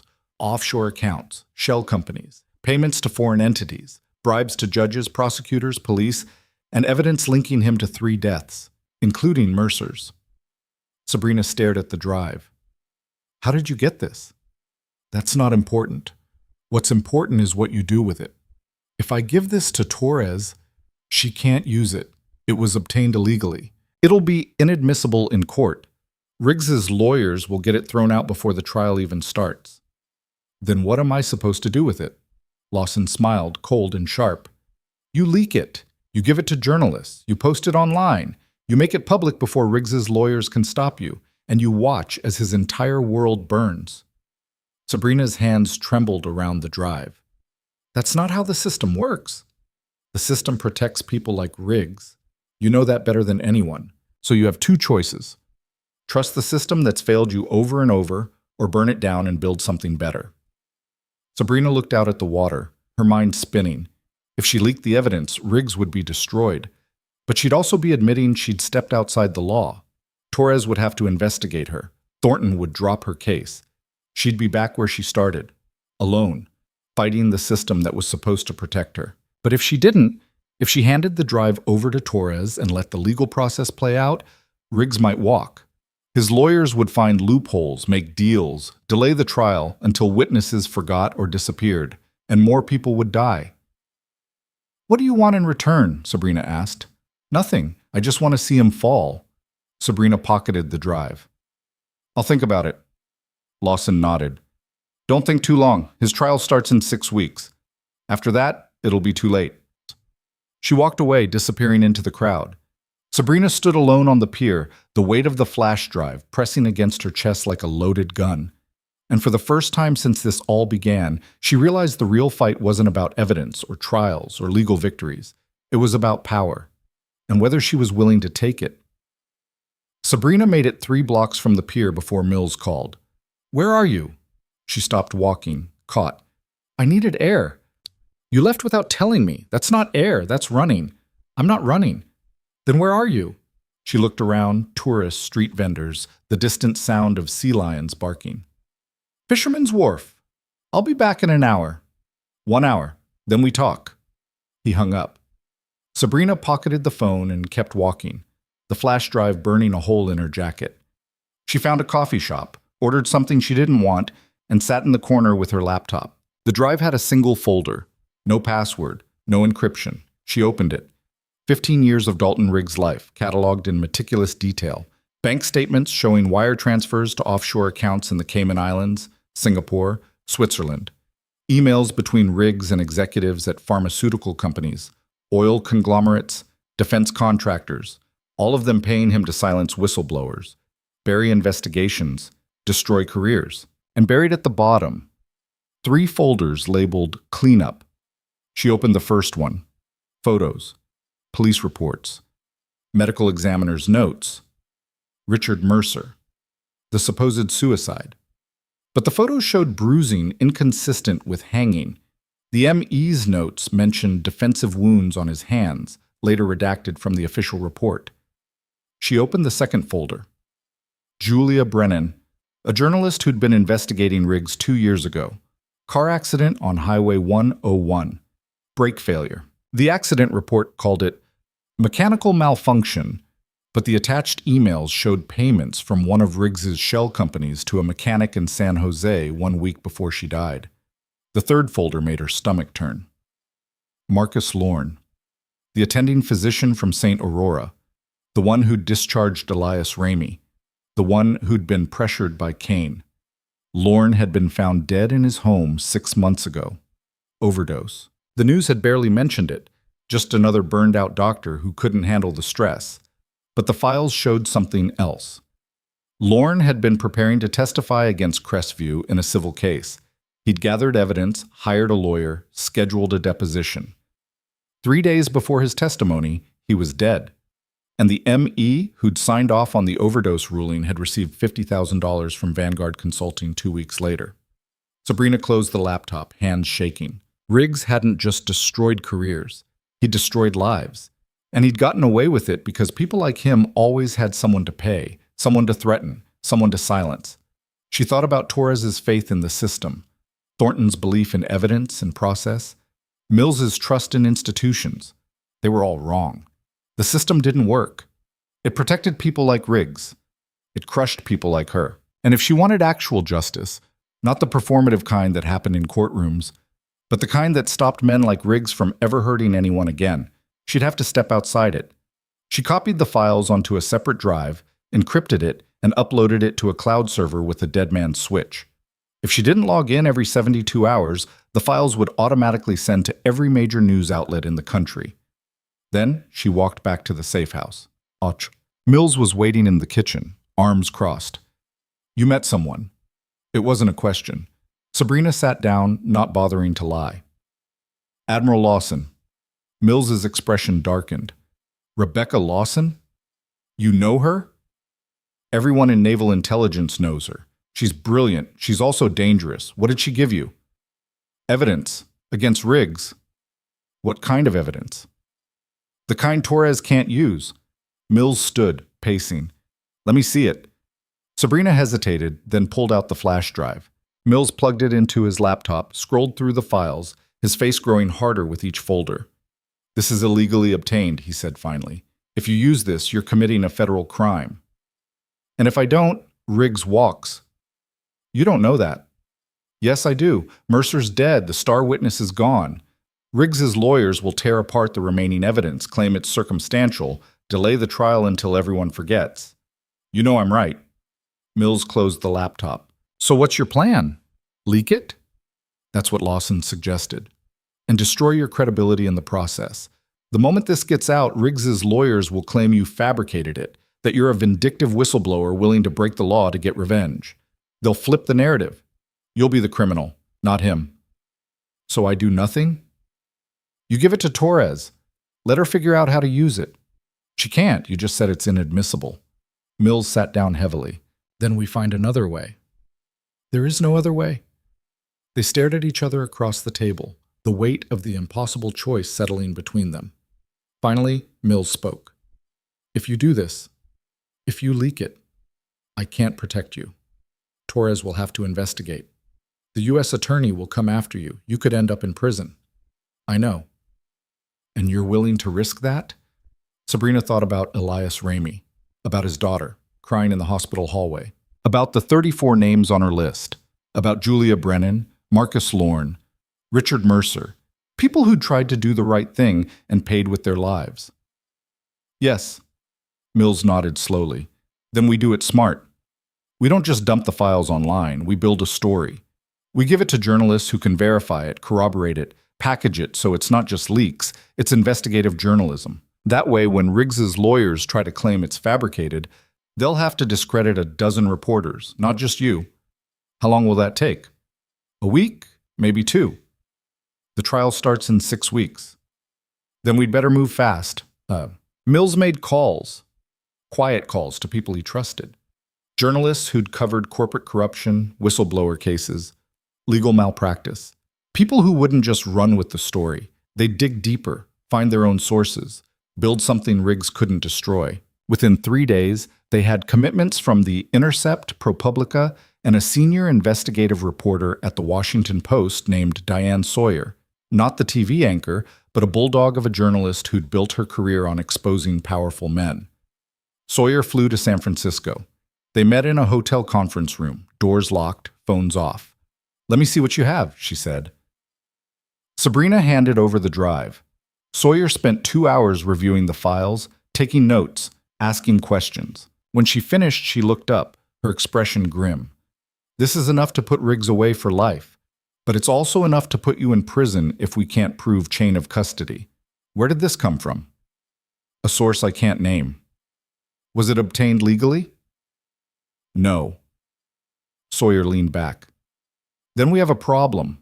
If I publish this, Riggs's lawyers will argue it's stolen evidence, inadmissible, possibly fabricated. They'll sue me, sue my paper, and tie this up in court for years." "So you won't run it?" "I didn't say that.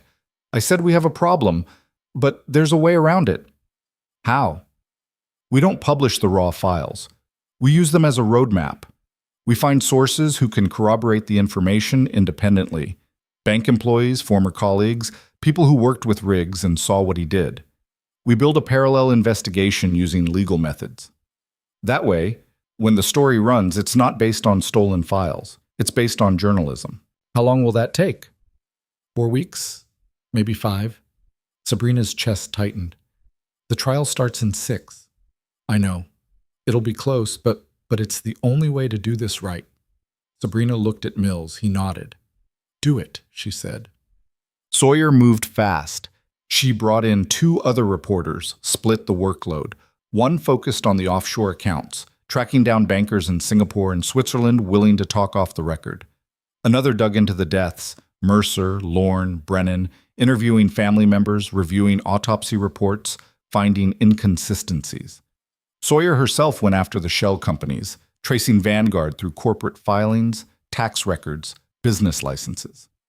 She found patterns, payments to the same lawyers, the same investigators, the same fixers, over and over, across a dozen different cases. And slowly, the story came together. But while Sawyer worked, Riggs wasn't sitting still. 3 weeks before the trial, Sabrina's encrypted phone rang. "Torres. We have a problem." "What kind of problem?" "Riggs just filed a motion to dismiss the charges. He's claiming prosecutorial misconduct, illegal surveillance, and tainted evidence. His lawyers are arguing that the wiretap on Frost's phone was obtained without proper justification, and that everything we seized during the raid is inadmissible." "Can they do that?" "They're trying. The judge scheduled a hearing for next week. If Riggs wins, the case is over." Sabrina felt the floor drop out from under her. "How strong is his argument?" "Strong enough to worry me. The warrant was tight, but there's wiggle room. If the judge decides we overstepped, everything falls apart." "What do we do?" "We fight. But you should prepare for the possibility that this doesn't go our way." Sabrina hung up, numb. Mills looked up from his laptop. "What happened?" "Riggs is trying to get the case thrown out." "Will it work?" "Torres thinks it might." Mills swore under his breath. "Then we accelerate. We get Sawyer's story out before the hearing. That way, even if the charges get dismissed, the public will know what Riggs did. He'll be finished either way." "Sawyer said she needs 4 more weeks." "She doesn't have 4 weeks. She has 6 days." Sawyer pushed back. "I can't publish an incomplete investigation. If I run this now, Riggs's lawyers will tear it apart. We need more sources, more corroboration." "You have enough," Mills said. "You have the bank records. You have the shell companies. You have the families of the dead. That's not incomplete. That's a smoking gun." "It's not enough to survive a defamation lawsuit. Riggs will sue, and he'll win, and the story will get buried." "He can't sue if he's in prison." "And if he's not?" If the charges get dismissed and my story is the only thing standing, I'll lose. My paper will lose, and Riggs will still be free. Sabrina stepped forward. Run it anyway. Sawyer looked at her. If I do this and it falls apart, your life gets even worse. You'll be the source of a failed hit piece. Riggs's lawyers will come after you for defamation, conspiracy, maybe more. You'll be bankrupt and in prison within a year. I'll take that risk. Why? Because if you don't run this story, Riggs wins, and people keep dying. Sawyer stared at her for a long moment, then nodded. Okay, I'll talk to my editor, but if we do this, you're on the record. I need your name attached to this. Otherwise, it's just anonymous leaks, and Riggs will claim it's all fabricated. Use my name. Are you sure? Use my name. No. The story ran 4 days before the hearing. The Fixer. How Dalton Riggs built a career on destroying whistleblowers. It was 12,000 words, meticulously sourced, devastating. Sawyer laid out 15 years of corruption, offshore accounts, shell companies, payments to fixers and private investigators, connections to 3 suspicious deaths. She detailed how Riggs had worked with Helena Frost to financially destroy Sabrina, how he'd coordinated with Richard Mercer to fabricate IRS complaints, how he'd used his position as an officer of the court to weaponize the legal system against people who threatened his clients. And she named sources: bank employees, former colleagues, family members of the dead, people who'd been too afraid to come forward until now. The story exploded. Within hours, it was the top article on every major news site. Cable networks picked it up. Social media went nuclear. Hashtag Dalton Riggs trended worldwide. Riggs's law firm issued a statement calling the article defamatory, promising legal action. But by then, it was too late. The damage was done. 3 of Riggs's partners resigned. 2 clients pulled their retainers. The California State Bar opened an investigation, and the U.S. attorney filed additional charges: conspiracy to commit murder, obstruction of justice, racketeering. The hearing to dismiss the original charges went forward anyway. Sabrina sat in the gallery, watching as Riggs's lawyer argued that the prosecution had overstepped, that the evidence was tainted, that her client's rights had been violated.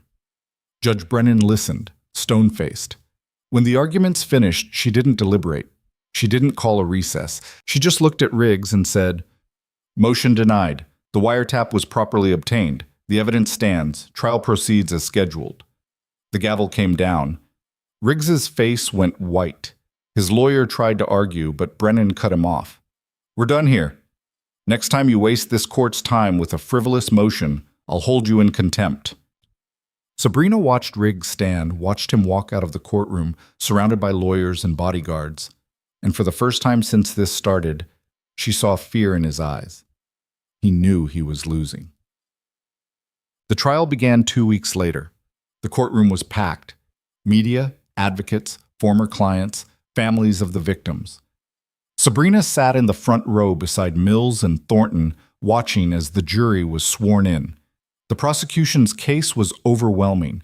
They presented the emails, the wire transfers, the communications with Frost and Mercer. They called witnesses, bank employees, forensic accountants, former colleagues who testified about Riggs's methods. And they called Sabrina. She took the stand on the 4th day, placed her hand on the Bible, and swore to tell the truth. The prosecutor, David Kwan, approached. "Ms. Hale, can you tell the jury about your first interaction with Mr. Riggs?" She told them everything: the lawsuit, the threats, the financial attacks, the coordinated effort to destroy her. Riggs's lawyer, Claudia Vance, tried to discredit her during cross-examination. "Ms. Hale, isn't it true that you leaked illegally obtained evidence to the press?" "I shared information with journalists, yes." "Information you obtained through illegal means?" "I received information from a source. I don't know how they obtained it." "Convenient. And isn't it true that you've been working with federal investigators to build a case against my client?" "I've been cooperating with an investigation, yes." Cooperating or coordinating a vendetta? Sabrina met her eyes. "I didn't have a vendetta. I had evidence, and when your client tried to bury me for using it, I fought back." Vance smiled, cold. "Fought back by breaking the law?" "Fought back by telling the truth." The jury watched, silent. Vance sat down. The trial lasted 3 weeks. Witness after witness testified. The evidence piled up. Riggs's defense crumbled, piece by piece. His lawyers tried to argue that he'd been misled by Mercer, that he hadn't known about the illegal activities, that he was just doing his job as a lawyer, but the emails proved otherwise. The wire transfers proved otherwise. The pattern of deaths proved otherwise. On the final day, Quan stood for his closing argument. Ladies and gentlemen, this case isn't complicated. Dalton Riggs used his power, his wealth, and his position to destroy people who threatened his clients. He coordinated financial attacks. He fabricated evidence. He obstructed justice. And when people got too close to exposing him, they ended up dead. He pointed at Riggs. That man isn't a lawyer. He's a criminal. And it's time he faced justice. The jury deliberated for 6 hours. When they returned, the forewoman stood. On the count of conspiracy to commit wire fraud, we find the defendant guilty. On the count of obstruction of justice, we find the defendant guilty. On the count of racketeering, we find the defendant guilty. One by one, every count. Guilty, guilty, guilty. Riggs sat motionless, his face drained of color. Judge Brennan scheduled sentencing for 6 weeks later.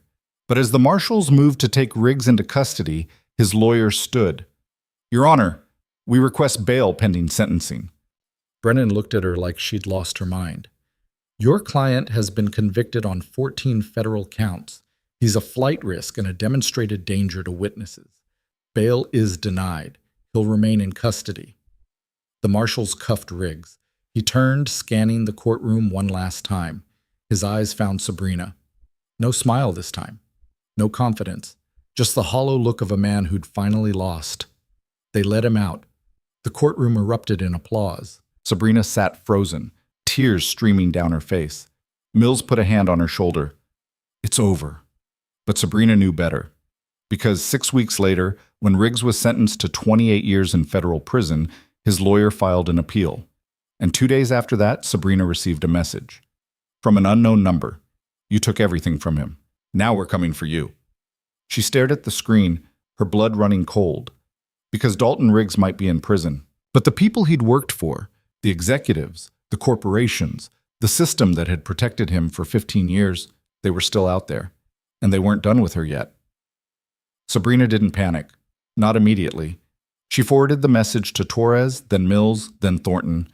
Within 20 minutes, all three were at the safe house. Torres traced the number. Burner, activated yesterday, used once, already discarded. Whoever sent this knew what they were doing. Any pattern in the language? Mills asked. Phrasing, syntax. Professional, clean, not heat of the moment. This was calculated. Thornton leaned against the counter, arms crossed. Riggs's appeal won't succeed. His conviction is airtight, but his clients, the ones who paid him millions to bury whistleblowers, they're still operational, and they just lost their best weapon. So they're looking for a replacement, Sabrina said quietly. Or they're sending a message. Scare you into silence so you don't go after anyone else. Sabrina looked down at her hands. They weren't shaking anymore. Somewhere along the line, between Kane's office and Riggs's sentencing, the fear had calcified into something harder. I'm not staying silent, Torres exhaled. Then we need to identify who sent this and neutralize the threat before it escalates. How? We go through Riggs's client list, find out who had the most to lose from his conviction, cross-reference with anyone who's made recent large financial movements, shell companies, offshore transfers, payments to private security firms. Mills opened his laptop. I'll start with the files Lawson provided. If Riggs worked with organized crime, those connections might still be active. I'll coordinate with the Bureau, Torres said. We'll put surveillance on known associates, flag any communications. Thornton looked at Sabrina. And you need to disappear. Again. I'm not running. This isn't running. This is staying alive long enough to finish what you started. I'm finished. Riggs is in prison. Kane is in prison. Crestview collapsed. What more is there? Thornton pulled out his phone, showed her a news article dated that morning. Crestview's parent company announces restructuring under new leadership. Sabrina scanned the article. Crestview Health Systems had been absorbed by its parent corporation, Meridian Global Holdings, which had installed new executives, rebranded 3 hospitals, and quietly resumed operations under different names. They didn't shut down, Thornton said. They just changed the logo. Sabrina felt rage building in her chest. So all of this was for nothing. Not nothing. Kane's in prison. Riggs is in prison. Frost and her co-conspirators are facing trial. You've saved lives, changed laws, inspired other whistleblowers to come forward. But the system that enabled them, that's still running. Then we take down the system. Torres shook her head. You can't take down an entire industry. It's too big, too entrenched. Then what do I do? You survive. You testify when they need you. You help prosecutors build cases. But you don't go hunting for the next fight. That's how you end up dead. Sabrina looked at Mills. He didn't say anything, but his expression told her everything. He agreed with Torres. She was being told to step back, to accept that she'd done enough, to let other people finish the fight. But the message on her phone said otherwise. Someone out there, someone powerful, someone dangerous, thought she was still a threat, which meant she still had power, and she wasn't ready to give it up. That night, after Torres and Thornton left, Sabrina sat across from Mills at the kitchen table. Tell me what you're thinking, he said. I'm thinking whoever sent that message made a mistake. How? They showed their hand. They let me know I'm still a target, which means they're afraid of me. Or they're trying to provoke you into doing something reckless. Maybe. But if they wanted me dead, I'd already be dead. This is intimidation, which means they think I'll back down. Mills studied her. And you're not going to? No. Then what's the play? Sabrina pulled out her laptop, opened the files from Lawson's drive. We find out who sent the message by forcing them to send another one. How?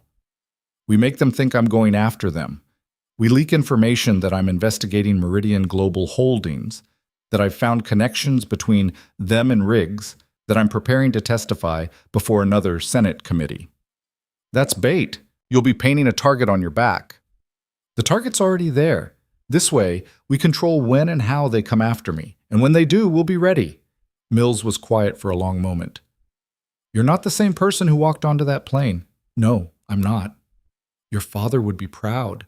Sabrina's throat tightened, or terrified. Both. The leak went out 2 days later. Diane Sawyer published a follow-up piece citing unnamed sources close to Sabrina who claimed she was cooperating with federal investigators on a new probe into Meridian Global Holdings. The article hinted at connections between Meridian executives and Riggs's shell companies, suggested possible RICO charges, mentioned ongoing Senate interest in healthcare fraud. It was all smoke. No fire. Just enough to make Meridian nervous. And it worked. Within 48 hours, Torres' surveillance picked up unusual activity. Phone calls between Meridian's general counsel and a private security firm in Virginia. Wire transfers from Meridian subsidiaries to accounts in the Cayman Islands. Encrypted communications flagged by NSA algorithms. Someone was moving money. Someone was making calls. Someone was preparing. Torres called Sabrina on the third day. We got a hit. Meridian CEO, Graham Sutherland, just hired Blackstone Security Group. They're a private military contractor. Expensive, discreet. What do they do? Officially, executive protection, risk assessment, corporate security. Unofficially, whatever their clients pay them to do. Are they coming after me? We don't know yet, but Sutherland wouldn't hire them unless he felt threatened. Your leak worked. He thinks you're a problem. Good. Let him think that. Sabrina, these aren't lawyers. These aren't corporate fixers. These are people who've worked in war zones. If they decide you're a target, this gets dangerous fast. Then we make sure they come at me where we control the terrain. Torres was silent. What are you suggesting? I'm suggesting we set a trap. Or, the plan took a week to coordinate. Torres brought in the FBI's hostage rescue team, tactical operators trained for high-risk situations. Mills reached out to contacts in private security, people who owed him favors, people who could provide equipment and support without official channels. And Sabrina became bait. She moved out of the safe house, rented an apartment in Oakland under her real name, made herself visible. She went to coffee shops, grocery stores, the gym. She made sure she was seen, tracked, followed, and she waited. Blackstone made their move on the 8th day. Sabrina was walking back to her apartment, groceries in hand, when she noticed the tail. 2 men, both in civilian clothes, both moving with military precision. They stayed 50 feet back, coordinated through earpieces, watching her every move. She didn't run. She walked straight to her apartment, unlocked the door, and went inside. The apartment was wired, cameras in every room, FBI agents in the building across the street, Mills in a van 2 blocks away, monitoring everything.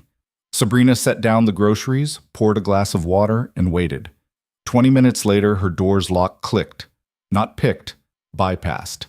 Professional-grade electronic override. The door opened. 2 men stepped inside. The same ones who'd been following her. One held a sidearm, suppressed. The other held a syringe. Sabrina stood in the kitchen, hands visible. "You must be from Blackstone." The man with the gun raised it. "Don't move." "I'm not moving. I'm just curious. Did Sutherland hire you to kill me or just scare me?" The man with the syringe approached. "You should have stayed quiet." "I tried that, didn't work." He lunged. She sidestepped, grabbed his wrist, twisted. The syringe clattered to the floor. The man with the gun adjusted his aim. The apartment door exploded inward. FBI agents flooded the room, weapons drawn, shouting commands. The 2 Blackstone operatives went down hard, hands cuffed behind their backs within seconds. Torres walked in, calm and controlled. "Gentlemen, you're under arrest for attempted kidnapping and assault with a deadly weapon." The man with the gun spat on the floor. "We want a lawyer." "You'll get one. But first, you're going to tell us who hired you." "We don't talk." Torres smiled. "You will." Demand. The interrogation took 6 hours. The Blackstone operatives stonewalled at first, refusing to answer questions, demanding lawyers, citing confidentiality agreements with their employer. But Torres had leverage, security footage, recorded communications, wire transfers linking Blackstone to Meridian Global Holdings, and most damaging, the syringe. Analysis showed it contained midazolam, a sedative used to incapacitate victims during abductions. "Here's what's going to happen," Torres said, leaning across the interrogation table. "You're looking at 20 years for attempted kidnapping. Add assault, conspiracy, use of a controlled substance in the commission of a felony. You're never getting out, unless you cooperate." The lead operative, a man named Derek Foss, stared at her, calculating. "What's the deal?" "You testify against whoever hired you. Full immunity on the kidnapping charge. You serve 2 years for assault, then parole. And if we don't, you rot in federal prison while your employer walks free." Foss looked at his partner. Some silent communication passed between them. "Graham Sutherland," Foss said, "CEO of Meridian. He hired us 3 weeks ago, told us to neutralize a threat to the company." "Neutralize how?" "Abduct her. Take her somewhere isolated. Make it look like she ran. He didn't say what would happen after that, but we're not stupid. We've done this kind of work before." "For who?" Foss rattled off names: executives, politicians, oligarchs, people who paid top dollar to make problems disappear. Torres recorded everything. The arrest warrant for Graham Sutherland was issued 12 hours later. Federal agents raided his home in Pacific Heights at dawn. He was taken into custody in his bathrobe, blustering about false accusations and demanding his lawyer. By noon, the story had broken. Meridian CEO arrested in plot to kidnap Whistleblower. The fallout was immediate. Meridian's board forced Sutherland to resign. The company's stock plummeted. Investors fled. Hospitals under Meridian's umbrella faced investigations from state regulators. And buried in the coverage was a detail that made Sabrina's blood run cold. Sutherland had been on Crestview's board when Kane was CEO. He'd known about the discharge quotas. He'd profited from them. And when Sabrina exposed the scheme, he'd simply moved his operation under a new name and kept going. Until now. Sutherland's trial was fast-tracked. The evidence was overwhelming. Foss's testimony, the wire transfers, the recorded communications. His lawyers tried to argue that he'd only hired Blackstone for legitimate security purposes, that he had no knowledge of their plans. The jury didn't buy it. Guilty on all counts. Conspiracy to commit kidnapping, obstruction of justice, racketeering, sentenced to 15 years in federal prison. As marshals led him out of the courtroom, he turned to Sabrina, seated in the gallery. "You destroyed an entire industry," he said, voice shaking with rage. Thousands of jobs, billions of dollars, all because you couldn't handle the realities of healthcare. Sabrina stood, walked to the railing separating them. I didn't destroy anything. I exposed it. You destroyed it by building it on lies. Sutherland's face twisted. You think you've won. You haven't. There are a dozen companies just like Meridian, 100 executives just like me. You can't stop all of us. No, but I can stop you. The marshals pulled him away. In the months that followed, the dominoes continued to fall. Helena Frost was convicted on conspiracy and fraud charges, sentenced to 12 years. The remaining Crestview executives faced a wave of civil lawsuits from families of the deceased. Settlements totaled over $200 million. Meridian Global Holdings filed for bankruptcy. Its assets were seized, its hospitals sold off or shut down. And across the country, hospitals began changing policies, implementing oversight boards, creating whistleblower protections, auditing discharge practices. The Patient Safety and Whistleblower Protection Act that Sabrina had helped draft became a model for state-level legislation. Within 2 years, 15 states adopted similar laws. Lives were saved, systems were changed. The industry didn't collapse, but it was forced to reform. And at the center of it all was a quiet ER nurse from Redwood City who'd refused to stay silent. Sabrina didn't return to nursing. Not right away. She spent the first 6 months after Sutherland's trial recovering, sleeping, eating regular meals, taking walks without looking over her shoulder. Mills checked in weekly. Torres sent updates on the various cases still working their way through the system. Thornton called occasionally, mostly to tell her she'd changed legal history. But it was Admiral Lawson who showed up unannounced at her apartment one spring morning, holding 2 cups of coffee and a folder. I have a job offer, Lawson said. Sabrina let her in, wary. I'm not interested in covert operations. Lawson smiled. Nothing covert. I'm starting a nonprofit, Sentinel Advocacy. We identify whistleblowers in high-risk industries, healthcare, defense, finance, and we protect them. Legal support, financial assistance, personal security. Everything you didn't have when you needed it. Why me? Because you've lived it. Because you know what it takes to survive. Because you're the best person to help others do the same. Sabrina looked at the folder. Inside were profiles of a dozen people, nurses, accountants, engineers, all of them sitting on evidence of corruption, all of them terrified to come forward. They need someone who understands, Lawson said. Someone who won't tell them it's safe when it's not. Someone who will fight for them the way Mills and Torres fought for you. Sabrina closed the folder. I'll think about it. But she already knew her answer. 6 months later, Sentinel Advocacy officially launched. Sabrina was named Director of Whistleblower Support. Mills joined as Head of Security. Thornton signed on as General Counsel. Their first case was a Defense Department contractor who'd discovered falsified safety tests on military equipment. The contractor had been fired, threatened, blacklisted.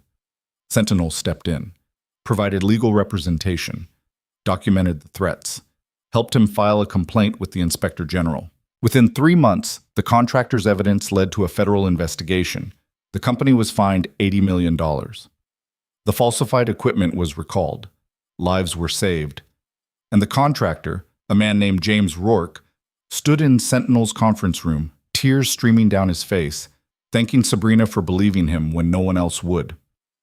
I thought I was alone, he said. Sabrina shook her head. You were never alone. You just didn't know where to look. The 1-year anniversary of Kane's sentencing fell on a cold October morning. Sabrina stood outside St. Aurora Medical Center, or what was left of it. The building had been sold to a community health nonprofit, rebranded as Redwood Community Hospital. The gleaming corporate aesthetic was gone, replaced by something simpler, humbler. She walked inside. The ER looked different, smaller somehow, less polished.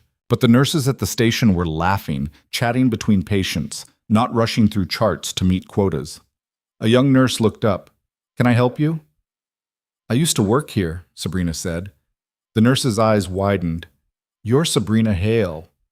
I am. You're a legend here. They talk about you in orientation. about what you did. Sabrina felt a lump in her throat. I just did my job. You did more than that. You saved this place. Sabrina looked around the ER, the same ER where she'd fought to save Elias Ramey, where she'd documented the deaths, where she'd made the choice to risk everything for the truth. No, she said quietly. I just made sure it couldn't keep killing people. The nurse nodded, understanding passing between them.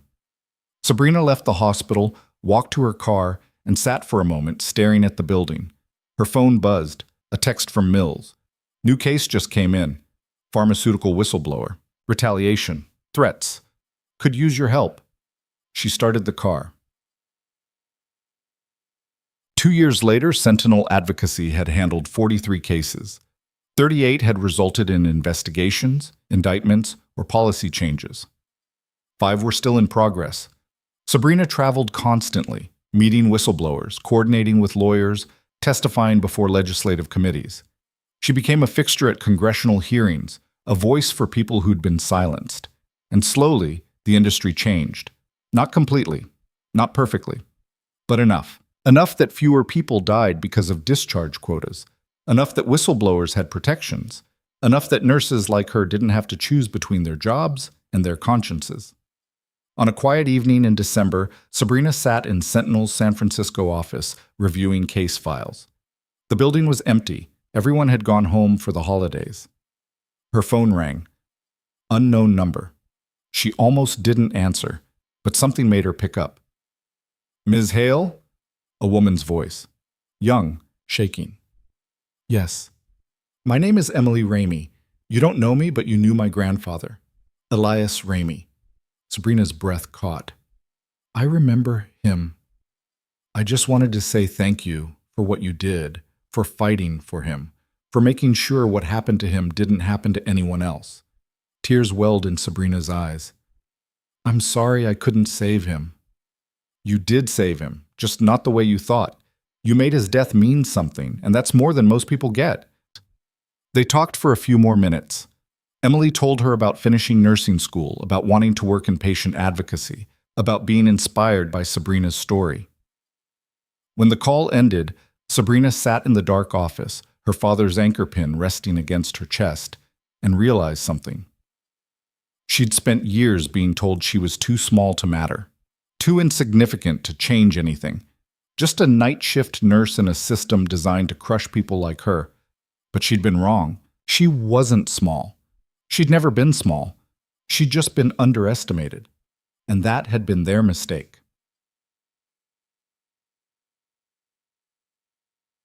Five years after Victor Kane's arrest, Sabrina Hale stood before the Senate Committee on Health, Education, Labor, and Pensions.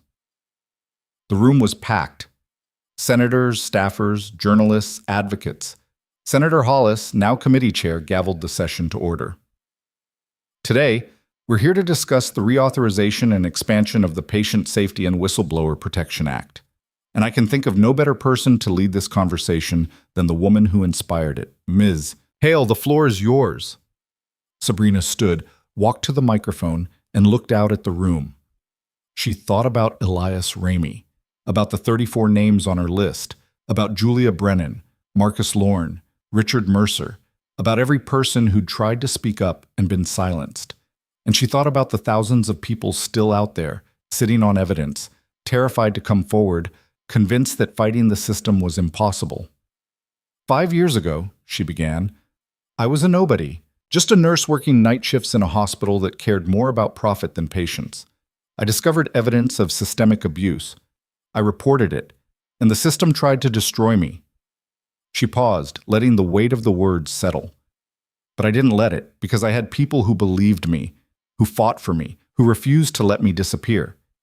And because of them, I'm standing here today, alive, free, victorious. Her voice strengthened. The people who tried to silence me are in prison. The companies that enabled them are gone.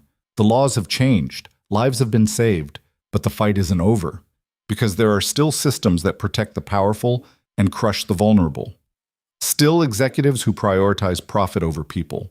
Still whistleblowers who face retaliation, threats, and ruin for doing the right thing. She leaned into the microphone. So here's what I'm asking for. Expand federal whistleblower protections to cover all healthcare workers, not just those in certain facilities. Create a dedicated fund to provide legal and financial support for retaliation victims. Establish criminal penalties for executives who order or enable retaliation. And give whistleblowers the tools they need to fight back, because the truth shouldn't require martyrdom. The room erupted in applause. Senator Hollis smiled. Thank you, Ms. Hale. I think I speak for everyone here when I say your testimony has been invaluable. This committee will take your recommendations seriously.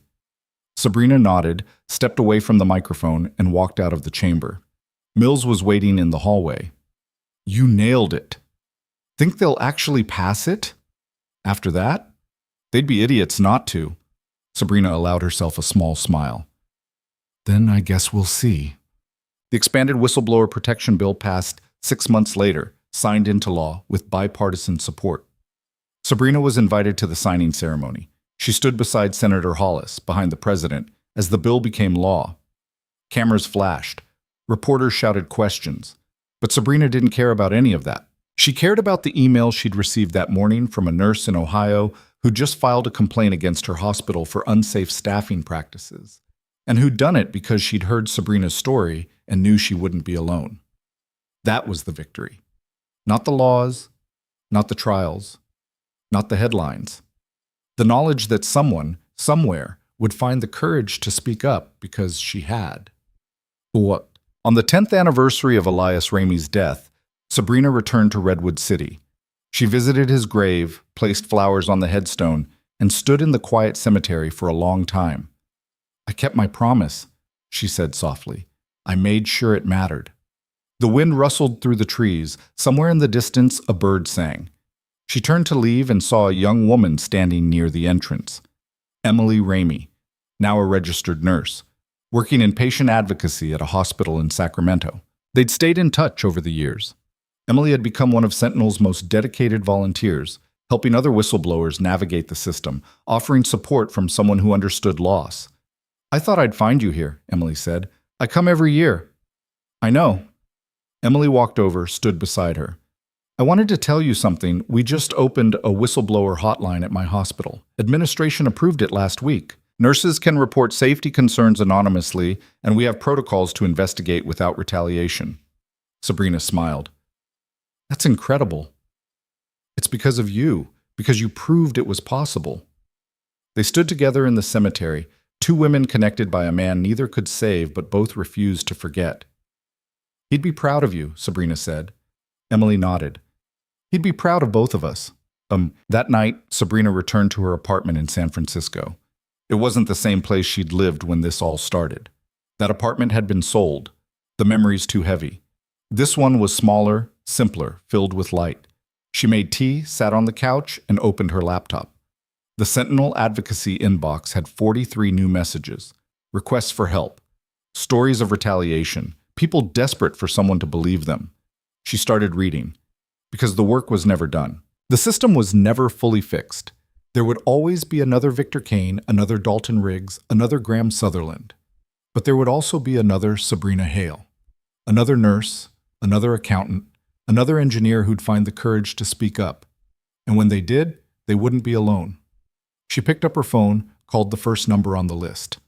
This is Sabrina Hale with Sentinel Advocacy. You reached out for help. I'm here. Tell me everything. And as the person on the other end began to speak, their voice shaking but determined, Sabrina realized something. She'd spent years being underestimated, being dismissed, being told she didn't matter. But she'd proven them all wrong. Not by being louder, not by being stronger, by refusing to be silent. And in a world that thrived on silence, that was the most dangerous thing she could be. The call lasted an hour. When it ended, Sabrina leaned back, closed her eyes, and felt the weight of her father's anchor pin against her chest.